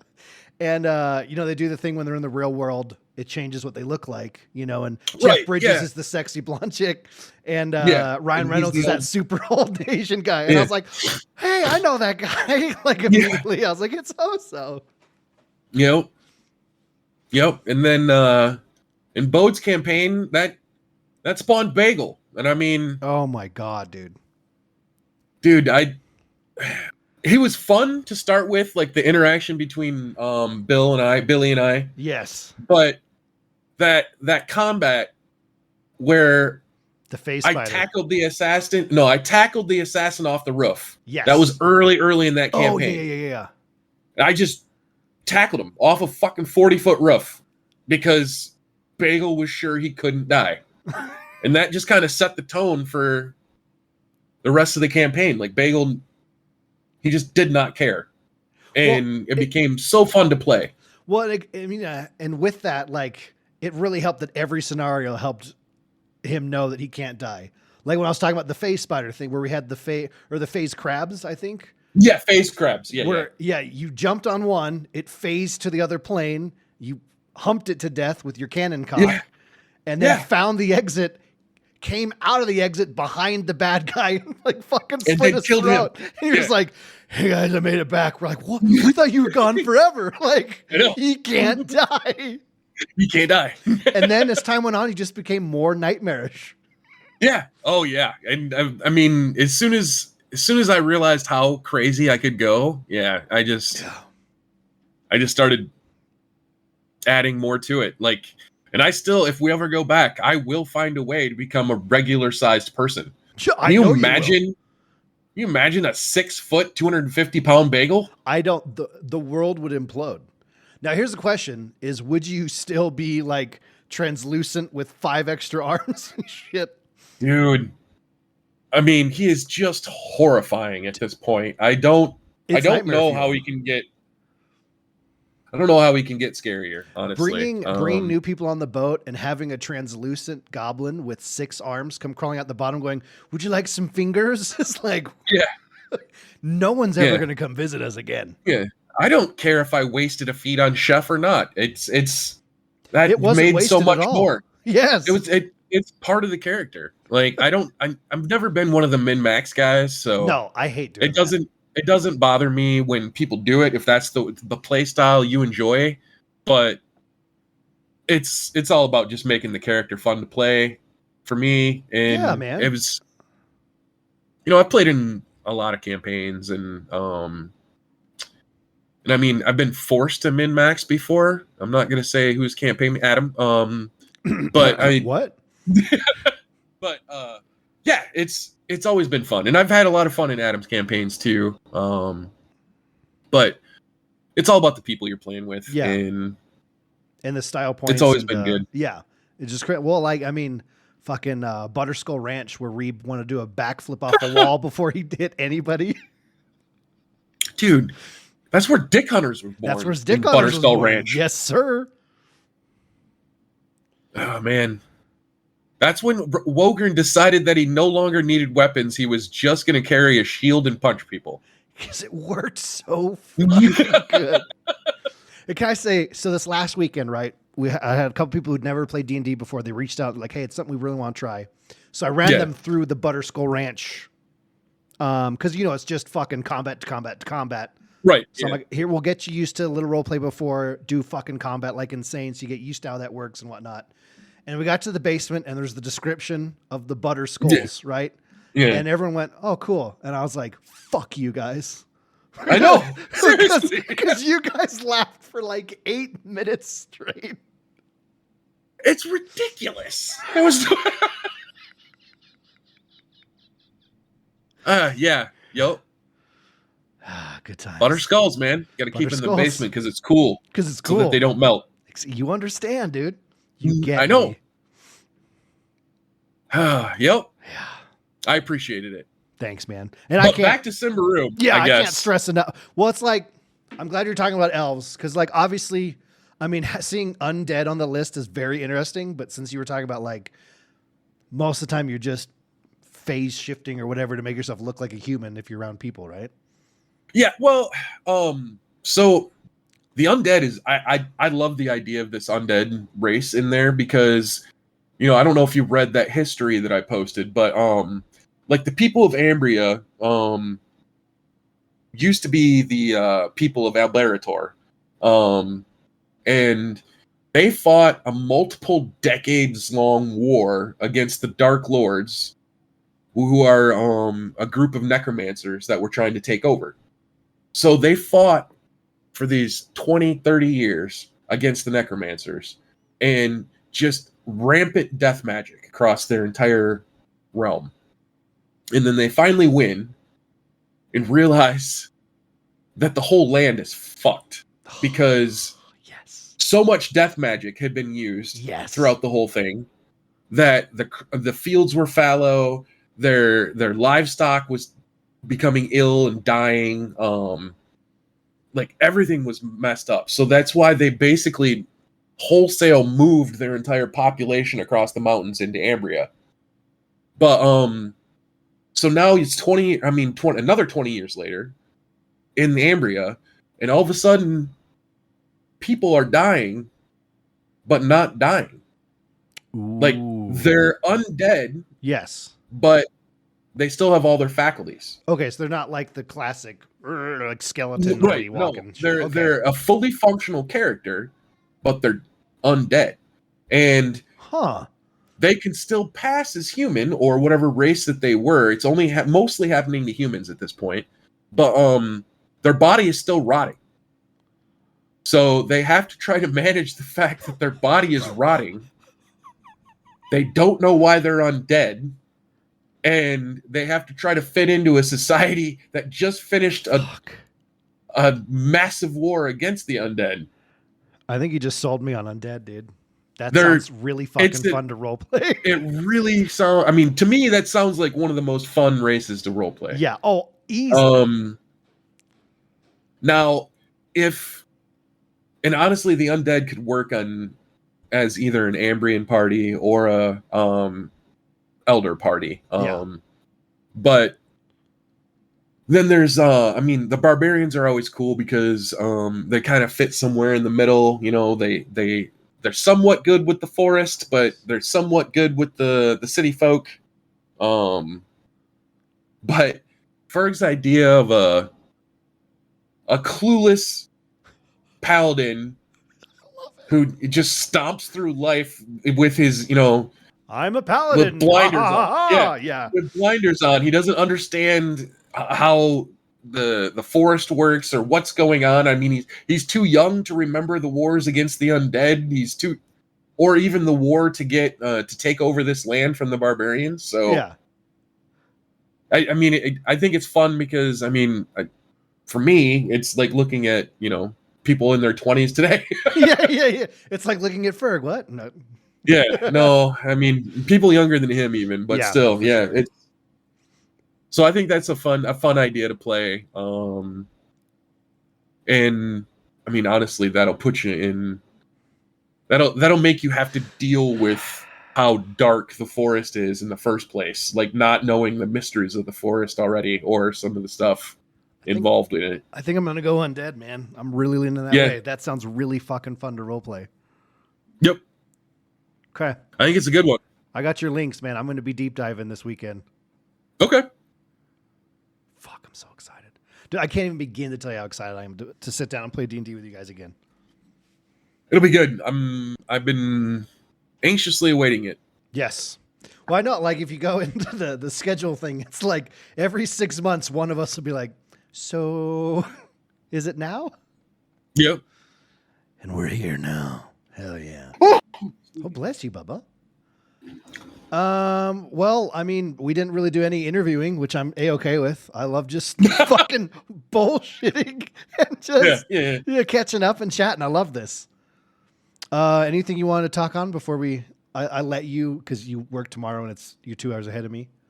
No, I mean, I know there was all those questions. I saw those in there. Oh, fuck. So, Right. I know how to do my podcast. There's Discord questions. Let's get to those. Fuck. oh yeah, Good yeah. call. Thank you so much. I'm gonna get some more decaf quick. Do I'll be it. right back. Yeah, I've just been enjoying fucking sitting here shooting this shit that I forgot how everything worked. You're the best. Oh my God, I'm such a fucking idiot, folks. Oh, this is going to take 45 minutes right here. Yeah. Yeah, I legit just got lost in fucking bullshitting that. I totally forgot how everything works. And there's a lot of questions here, and this is going to take a while. I definitely should have moved us into this a lot sooner. Oh, well, fuck it. Here we go. All Discord question.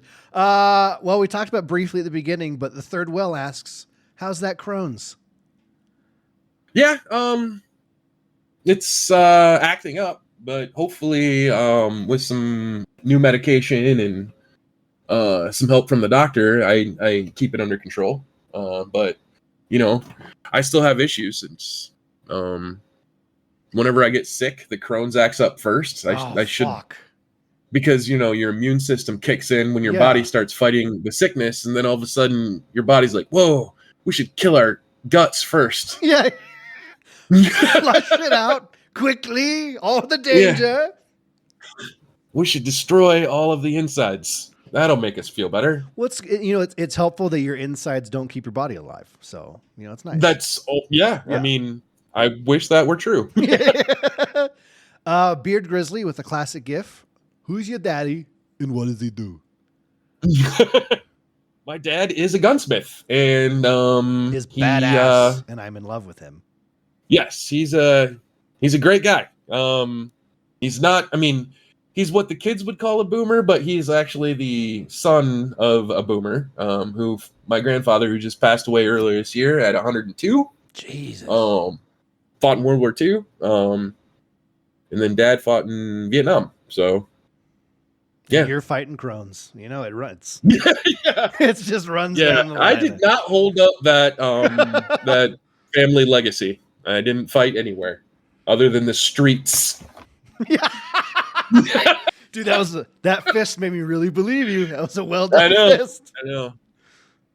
I did fight, but not. Yeah. No.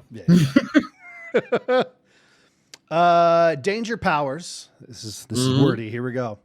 You've been kidnapped and are now being interrogated. They've threatened you with torture unless you give up your deep, dark secrets. How long can you listen to All Star by Smash Mouth on repeat until you finally crack and give up all the secrets? I won't lie and say there isn't a point in my life where All Star by Smash Mouth wasn't something that I would listen to. Oh, absolutely. That is not this point in my life, though. Yes. Everyone had that moment where you're like, this fucking slaps. Right? And then, but the other issue is that I don't think I have any deep, dark secrets. I'm pretty open about everything. There isn't really anything that I hide from anyone. Yeah. But if we're going to suppose that I did have a really deep, dark secret for this question that they were trying to get me to give up, I don't think I could make it very long listening to Smash Mouth. I think maybe a couple hours at the most. Yeah, it's easy to think, oh yeah, I could last a couple days. I think at some point I'd laugh and sing along for numerous times, but you forget 3.5 minutes over and over and over and over and over every hour. Yeah, that shit adds and I'm up. picturing it like full volume. Oh yeah, absolutely. It's not like in the background. Your ears volume. Yeah. Or they just turn it up just for the chorus and then kind of swoop back. Yeah, see, this is I'm breaking. Yeah. I could see you just making up something just to be like, I've got nothing, 100%. But I'll just fucking, I guess. I'll fucking lie. Yeah. Oh, absolutely. What are they going to do? Yeah, I know. Yeah, you didn't say I'm giving up codes to a nuke, just my own secrets. I'll make something. Yeah. Up. My deep, dark secrets. And yeah. I don't think I have any. So Couple questions coming in from Cheesy, which are going to be actually surprisingly thoughtful and good. Here we go. Right. Well, yeah, that's hard to believe. What is your That favorite fucking hobbit. I get to. I'm actually going to meet him face to face this coming weekend for the first time. Yeah. Are you gonna rub his calves? Oh, absolutely! I'm going to rub And his his calves. fucking hairy toes. Yeah. And I'm goddamn. gonna fucking suck on those toes, dude. Floss with that shit. That's 9 out of 10 dentists recommend Cheesy's feet. Ugh. The other one Jeez. actually knows what's going on. What is your favorite subgenre of metal? Industrial. Ooh. Yeah, I think that's where, I mean, I got into industrial right out of high school, or right in high school, with KMFDM and Nine Inch Nails and Manson and Yes. like the old school stuff. Drown. There was a lot about of Drown. Lords of Acid. Yes. Fucking some of that stuff. But I mean, industrial's still around. It's been merged a lot lately, but like it's still there. Let's see, like bands like Kill Us, Dawn of Ashes, fucking Cyclone 9, Rabbit Junk, who's that? The Browning. I listen to the Browning all the time. Yeah, you've thrown a couple of their songs up there. Yep. So probably them. And then I mean, second would be new metal, just because I lived in the 90s and you couldn't not love new metal in the 90s. Korn, Limp Bizkit, fucking dude. Slipknot, but Mudvayne, those are all the ones that most people know, but there was so much more. Yeah, dude. Flaw. Prime Slipknot was like such a cultural switch. It was nuts. I mean, that first time I heard Spit It Out, and I was like, yeah, this is what I live for now. Yeah, I know. You're like, I never realized how fucking slow everything else I'd heard was until I listened to this. Yeah. Yep. Why is the Pixies your favorite music group? Well, because they were such a cultural phenomenon when I was a young man. That's why I love them. Good for you. It sounded very believable. Okay. Good. Yeah. If I was torturing you with All-Star Smash Mouth, I would totally believe you and let you out of the room. Yep. You did a good job. That's why I love them. Yes, sure do.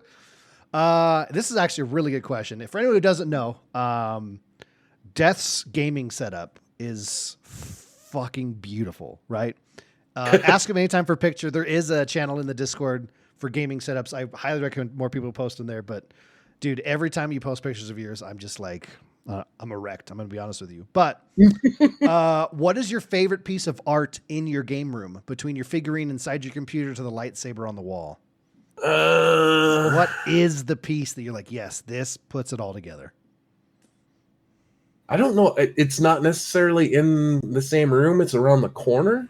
Okay. But I have a litho of Elric of Melnibone that my buddy gave me when I was the best man for his wedding.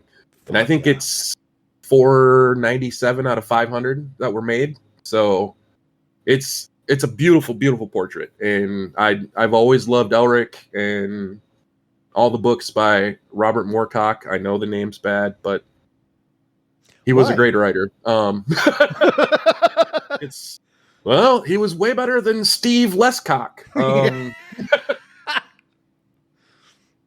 Yeah, I'd say that probably. Coming in from Blue Laser, which depiction of Deth as a character is your favorite? Example, the wolf from Puss in Boots, Lord Deth from Soul Eater, etc. Oh. I did like Soul Eater, but the first thing that comes to mind when that question is asked is William Sadler playing Deth in Bill and Ted. Oh, yeah. Great answer. He was awesome. I mean, he wasn't a very serious Deth, but he was fucking, which is great. He was hilarious. Yeah. And then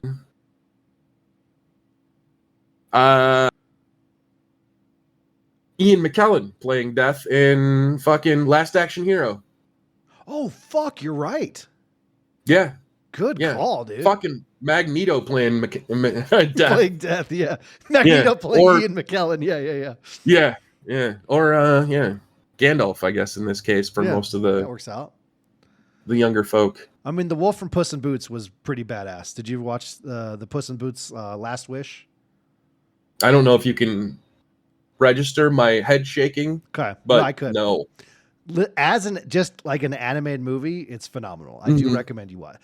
Just watch All the right. opening sequence. There's this fight with this giant like ogre thing that is some of the Mhm. best animation I've ever seen.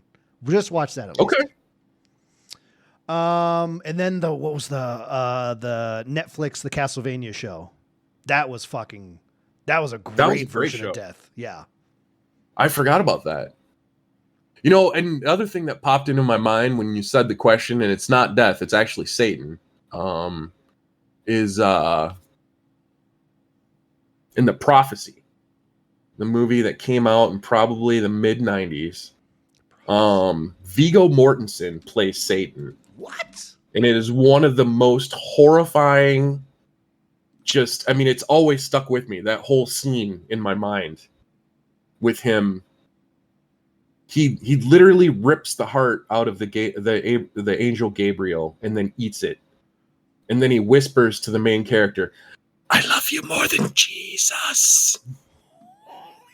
It's fucking awesome. All right, that's on my list, and I'm going to it prepared to be feeling things. Mm-hmm. It's one of Vigo's first movies, but I mean, Yeah. And then Elias Koteas plays the main character, and I think Virginia Madsen's in it. But okay, that's on the list there. I got it added. If you had to pick one kind of food to eat for the rest of your life, what would it be? oh, easy pizza. All every day, all day. You can put anything you want on pizza, and it's like a 100%. different thing every time. Yeah. I'd say tacos go hand in hand, kind of. You know, you can do a lot of stuff with a taco. I eat a lot of tacos. I love Mexican food in general, but if I had to pick one food, it's pizza. It's pizza. Yeah, I agree. That's a smart answer. What do you think of the Bee movie? Well, was that the fucking Jerry Seinfeld animated movie? Yeah, I haven't seen that movie. Oh, okay. So I'm ambivalent. Let's say that's how I feel about it. There's an awkward, not purposely written, like sexual tension between the bee and the main girl. It's very weird. Seriously? Yeah. Okay. Yeah, it's weird. Anyway. That's creepy. Another question from Danger Powers. You're in charge of the wedding music. Oh my God, hell yeah. Do you hire a band, a DJ, or just get a boombox with the entire Jock Jams collection? I love the idea of the boombox with Jock Jams because I lived that life at one point. Yes. I existed during the time of Jock Jams and boomboxes. That's when you're fighting in the streets. So it was when I was giving them the fist. Wait, what? Yep. And jealous. But honestly, band. Yes. And I would hire the Dan band. The band that played in Old School. Ooh, I like Remember? That. The motherfucking band, and it's just gonna be Adam Sandler from The Wedding Singer. Yeah, that'll work too. Yeah. Mm-hmm. With Billy Idol for no reason, just because he was at the end of the movie. All right, buddy. Now we have a fucking list from Sumbo to questions. You ready for this? Yeah. Buckle in. I saw him write them, and I was like, all right, let's do it. Here we go. All right. These are great.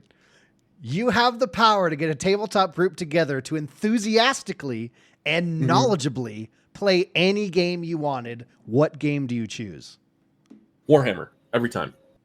I love that.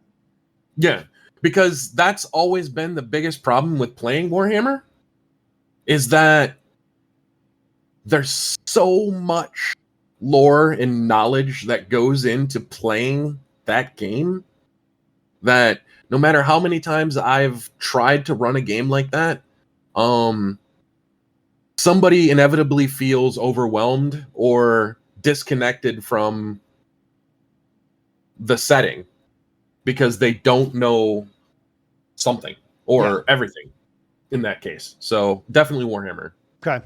Yeah, no, that's a great answer. They just they opened up a just specifically Warhammer store in town like a couple months ago. And they've been saying in they Wyoming? do in Casper, Wyoming, dude. What the fuck? Yeah, get shit on, idiot. They're also putting fiber internet in my neighborhood like right now. Fuck yeah, dude. I'm living the good life. But yeah, they do like an introductory class and stuff. And I'm like, I've been really tempted to fucking be like, you know what? If I'm ever going to do it, like now's the time. There's a lot there. And I was trying to explain it to some people at work. And the fact that it's literally everyone is a bad guy. Like, yes, there is no good guys. Yeah. Which bad guy do you want to be? Yeah. And I mean, we root for the humans because we're all racist at heart when it comes down to it. I mean, but we all know the orcs are the best. Right. Hell, have you ever seen a purple orc? Dude, the fact that the orcs can literally just slap a bunch of parts together and believe. Yes. Like, and it just worked. We painted it red, so it actually goes faster. I shared that because it's red. You'll actually with Cheesy. He was watching me play Space Marines, and he's like, I have no idea what the fuck's going on. And I was like, the only lore you need to understand. And I gave him the list of like the beliefs of the orcs, and he's like, that is easily the greatest thing I've ever heard in any game ever. They're the most psychically powerful race in that entire universe. Yes, but they're fucking idiots. They have to be idiots or else it wouldn't work. Yeah. So I mean, literally, they could conquer the galaxy in years if they actually understood the power they had, but they don't. Yeah, it just works.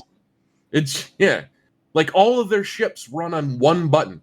A massive spacefaring vessel has one button on it. All right, a cardboard box with a button. Bring up the shields. Poop. Hit the one button. Fire the guns. Same button. Fucking Warhammer, I love it. Follow up. Now let me go back to it. What game do you choose that is not the Alien RPG? You did not choose what you thought you were going to. Well, I mean, I would love to do Alien. Bode knows that. We've talked about it many times. Alien is by far my favorite just sci-fi universe in general.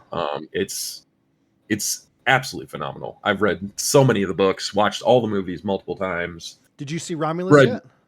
I have not. I've twice now I've supposed to have been gone and then it's been canceled on me. So fuck, I'm sorry, dude. But yes, I am very excited for Romulus. And you know, I've never been one to care about spoilers, but for some reason for that movie, I've let it go. I have not watched any of the reaction videos. I haven't watched anything about it. I want to experience that one clean, you know? Yeah, no, 100%, dude. Fucking love it. Who is your favorite character from any D&D or D&D adjacent game you've ever made and why? That's a tough one. That is really tough. The favorite character especially since ever I've been made. Yeah. I've been literally playing for like 38 years. So. I know. It's like, and I read the first time I was like, oh, immediately it has to be this character. Just from what I've played with you. And I went through every character you've ever played that I've known of. And I was like, yeah, it could be them for any reasons. And then, like you said, you have another 20 years past that. Yeah. Good luck. I had this character named Drago Vargas. He was in a Traveler campaign. Traveler is another, it's a far future sci-fi. Yeah. And you guys kind of experienced something like it in Carbon, where you had to roll at the beginning of your character setup for, how your backgrounds came together. Traveler is what really originated that. So you could literally die during character creation. Yes, sir. Before your character could ever even made it to the table, your character could die. And it was a whole session just creating a character. And Drago came out. He lived his whole when you start, you kind of have an idea where you want to go, but then fucking dice happened, and Yes. Drago came out. He had ended up in prison for 8 years. He got stranded on a fucking Mad Max planet. And he came out missing a hand, an eye, and lost his spaceship that he actually got at one point during his character creation, and had cybernetics installed for all of his missing parts. And the dude ended up being just really fucking hard to kill, and he was a really fun character to play. And then Yeah, so him, the toughest part with Traveler, I'm actually in a Traveler group right now that's in person. yeah, Yeah. no shit. Yeah. I'd never heard of it until I got in this group. He's like, yeah, I'm running a Traveler thing. You should check it out. I'm like, I don't even know what that is, but I'll show up and try it. And yeah, it's so like everything's just D6s, and that took a while to get used to. And like, Yeah, you're right. Yeah. He said multiple times, like, you could just die in character creation. I was like, what? And yeah, going through the whole process. I was like, oh, it's a long process. My guy ended up being insanely fucking stupid. Everything went wrong in his life, but I somehow ended up rich with combat armor. Yep. yeah. It's like, okay. Yep. Yeah, it's a really fun process. Yeah. Actually, I went through a whole phase where my buddies and I from a different group, we just like every week would get together and roll characters for Traveler, and just to laugh about how ridiculous the shit is that happened to you. Fucking love it. So that's a good time. Yeah. But I also had a character in Advanced D&D, so second edition. Yeah. His name was Kalist. He was a wood elf, and I played him for like 7 years. Holy shit. So yeah, I made it all. I mean, from first to like 19th or 20th level. And this was long before prestige classes or any of that kind of meta shit that happens nowadays. But he went from a kind of a neutral character, and then just things kept happening throughout the campaign. He became more and more evil and more conceited, and he ended up killing 2 party members, like straight up murdering them. Yeah. And having arguments at the table with other players, and I had a great time playing him, because he became one of the most just brutally evil people that Oh my, and yeah, going from 1 to 20 over 7 years, like, yeah, that gets you connected. Yeah, and it was probably just because of my connection to him for so long that I would put him up there. But I mean, don't get me wrong, I love Bagel and I love Wogren. Yeah. But they're not 7 years. They're of game more time. for humor. I mean, yeah. They're definitely more for humor. It's entertaining. But serious characters, those would be the 2. Oh, here we go. I didn't read this one. What is the smallest amount of money you would accept giving up all forms of metal music for a year for?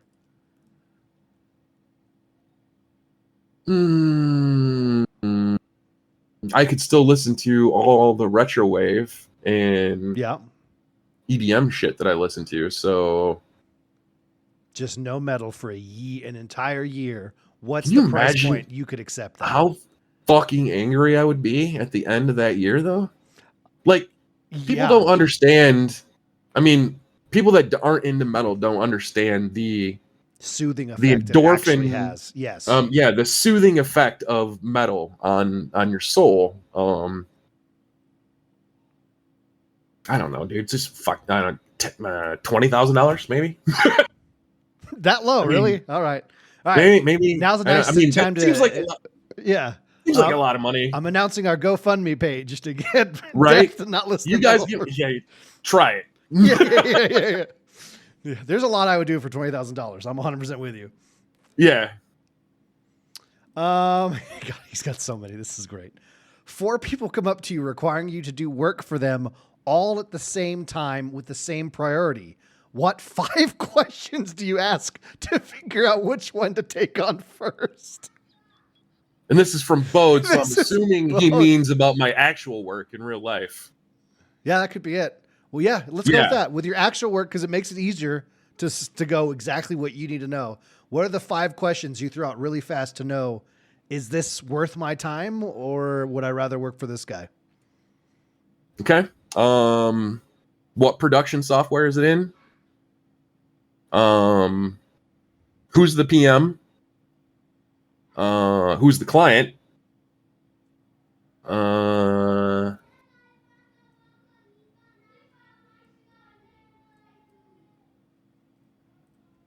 Did he say I had to? It's all the same time. This all same amount of time to complete it. It just says to work for them all at the same time with the same priority, not a separate link. Same priority, not the same amount of work. So Correct. definitely ask how much work would be involved. Classic, good call. And do you expect overtime? We'll just add that one to the next one. Classic, good. All right, that was a very thought out question there. This one I really like. I'm very interested in what your answer is for this. Because Okay. you are a smart man. Okay. You are able to get a professional painting of any scene from any book you've read that is not a movie.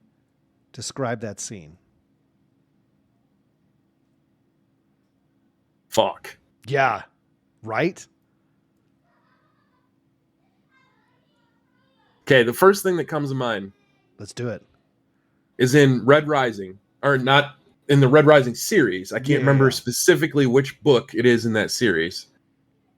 But when they invade Mercury and the entire fleet organizes over top of the planet and they do what's called the Iron Rain,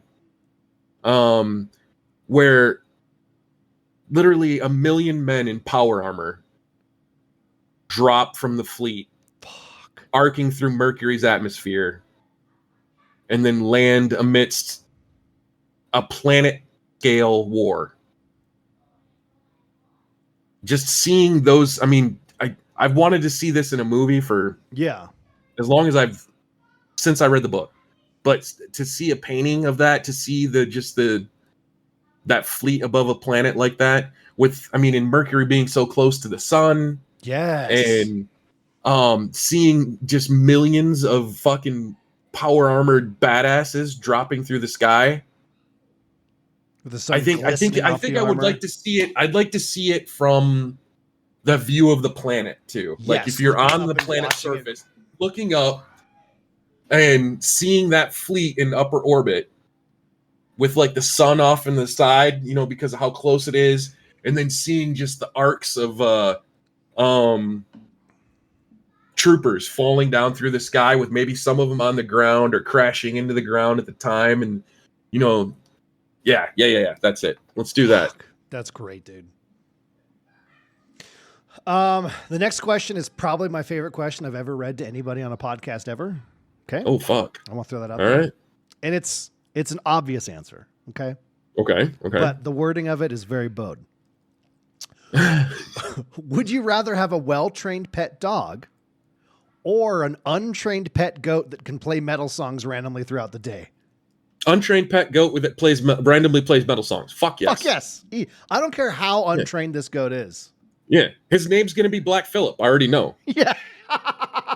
And he's my best friend. His name's going to be Black Phillip, and he's my best friend, and he's going to play fucking Slaughter to Prevail and Septic Flesh and fucking Cannibal Corpse and Debauchery and all the rest of the shit just randomly throughout the day. And he's going to work with you. Absolutely.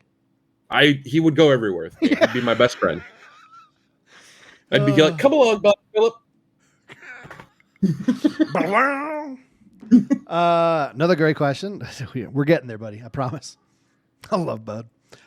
You can merge any 2 bands from any era into one super band. What bands do you pick? I actually saw this question, so I have been thinking about it for a little while.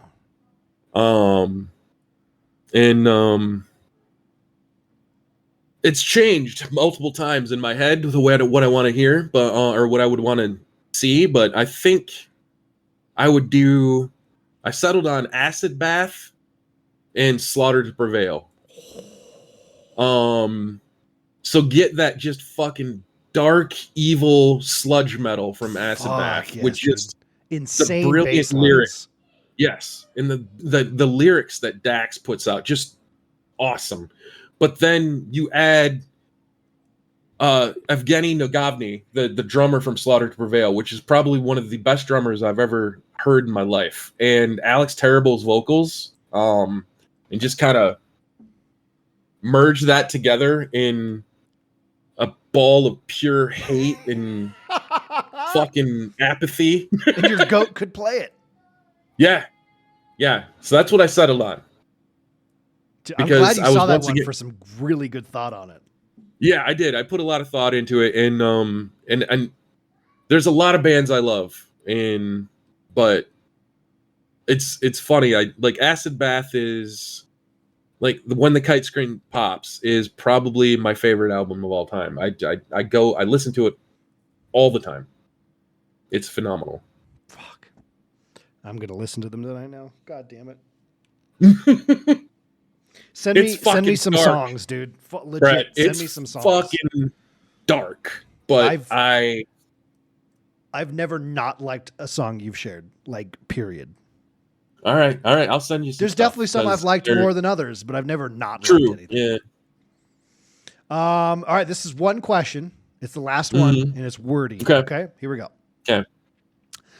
How long could you last if someone made your apartment into a hipster cafe that you lived in? Yeah. You have privacy when you sleep and your own personal clean bathroom, but everything else is just a cafe with stupid wall hangings and people milling about. You have internet and the place functions as an apartment for you otherwise. No money, but the longer you stay, the less smug Bode is. How long could you last? If I knew ahead of time that the longer I stayed, the less smug Bode is, I might be able to make it work indefinitely. Because I would fucking do everything in my power to make sure. To just fucking give Bode the finger. Yeah. But in reality, it probably wouldn't ever quit, but there would be fights. Like, I mean, by fights, I mean I would hit people. Yeah. And if they're hipsters, they probably wouldn't fight back. So I don't know if I'd go to jail. if somehow it would end, but maybe not by my volition. Huh. Well, I mean, there's the thing. He didn't say how long can you last in the apartment, just how long would you last? See, if you get thrown in jail for 30 years, I think that counts towards the time. Oh, yeah.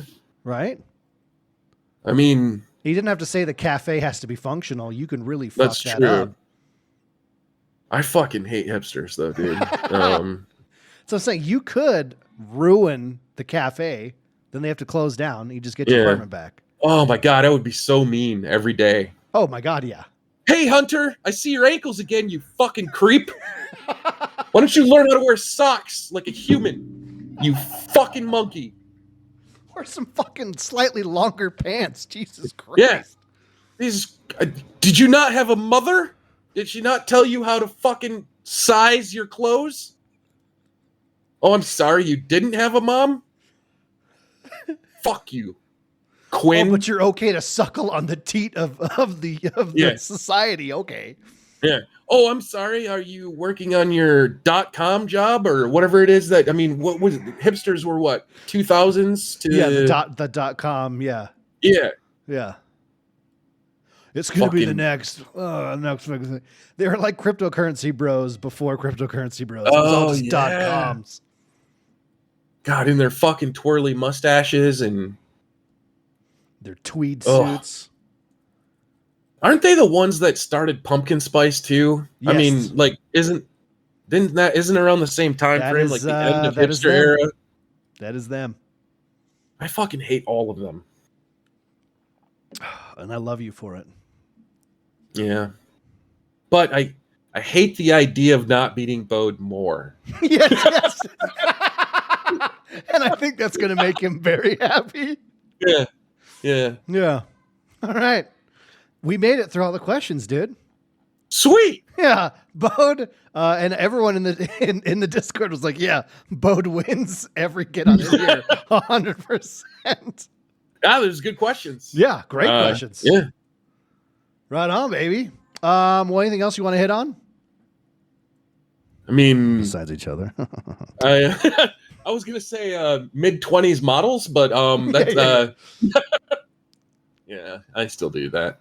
Thanks, Tinder. Proud of you. No, I'm good, man. All right. Plus, it's after 11. I know. That's why I felt so bad that I totally forgot about Discord questions. I should have made us get there sooner. I'm so sorry. Is there anywhere people can find you besides just in the Discord? Is that a thing you do? Anything anywhere? I mean, I don't have a whole lot of public social media anymore, I guess. So Because you're privately just in our Discord. hearts. Yeah. And maybe listening to metal somewhere in a dark cave. I like that. Mhm. I like that. We should all get together and just get a cave somewhere. And Right? We'll just listen to metal, legitly listen to metal in a cave. And play D&D And and play listen to D&D. metal. Dude, that legitly sounds like the greatest thing ever. I think let's do a D&D meetup next year, and I'm serious. Yeah, I would love to live underground. Yeah. It's still the weather's much nicer underground. Yeah, can you imagine how quiet it would be? Dude, I got these new headphones for we're going to end, but I got these new headphones for work, and they have this like noise canceling thing that I was like, "Oh, it's a gimmick."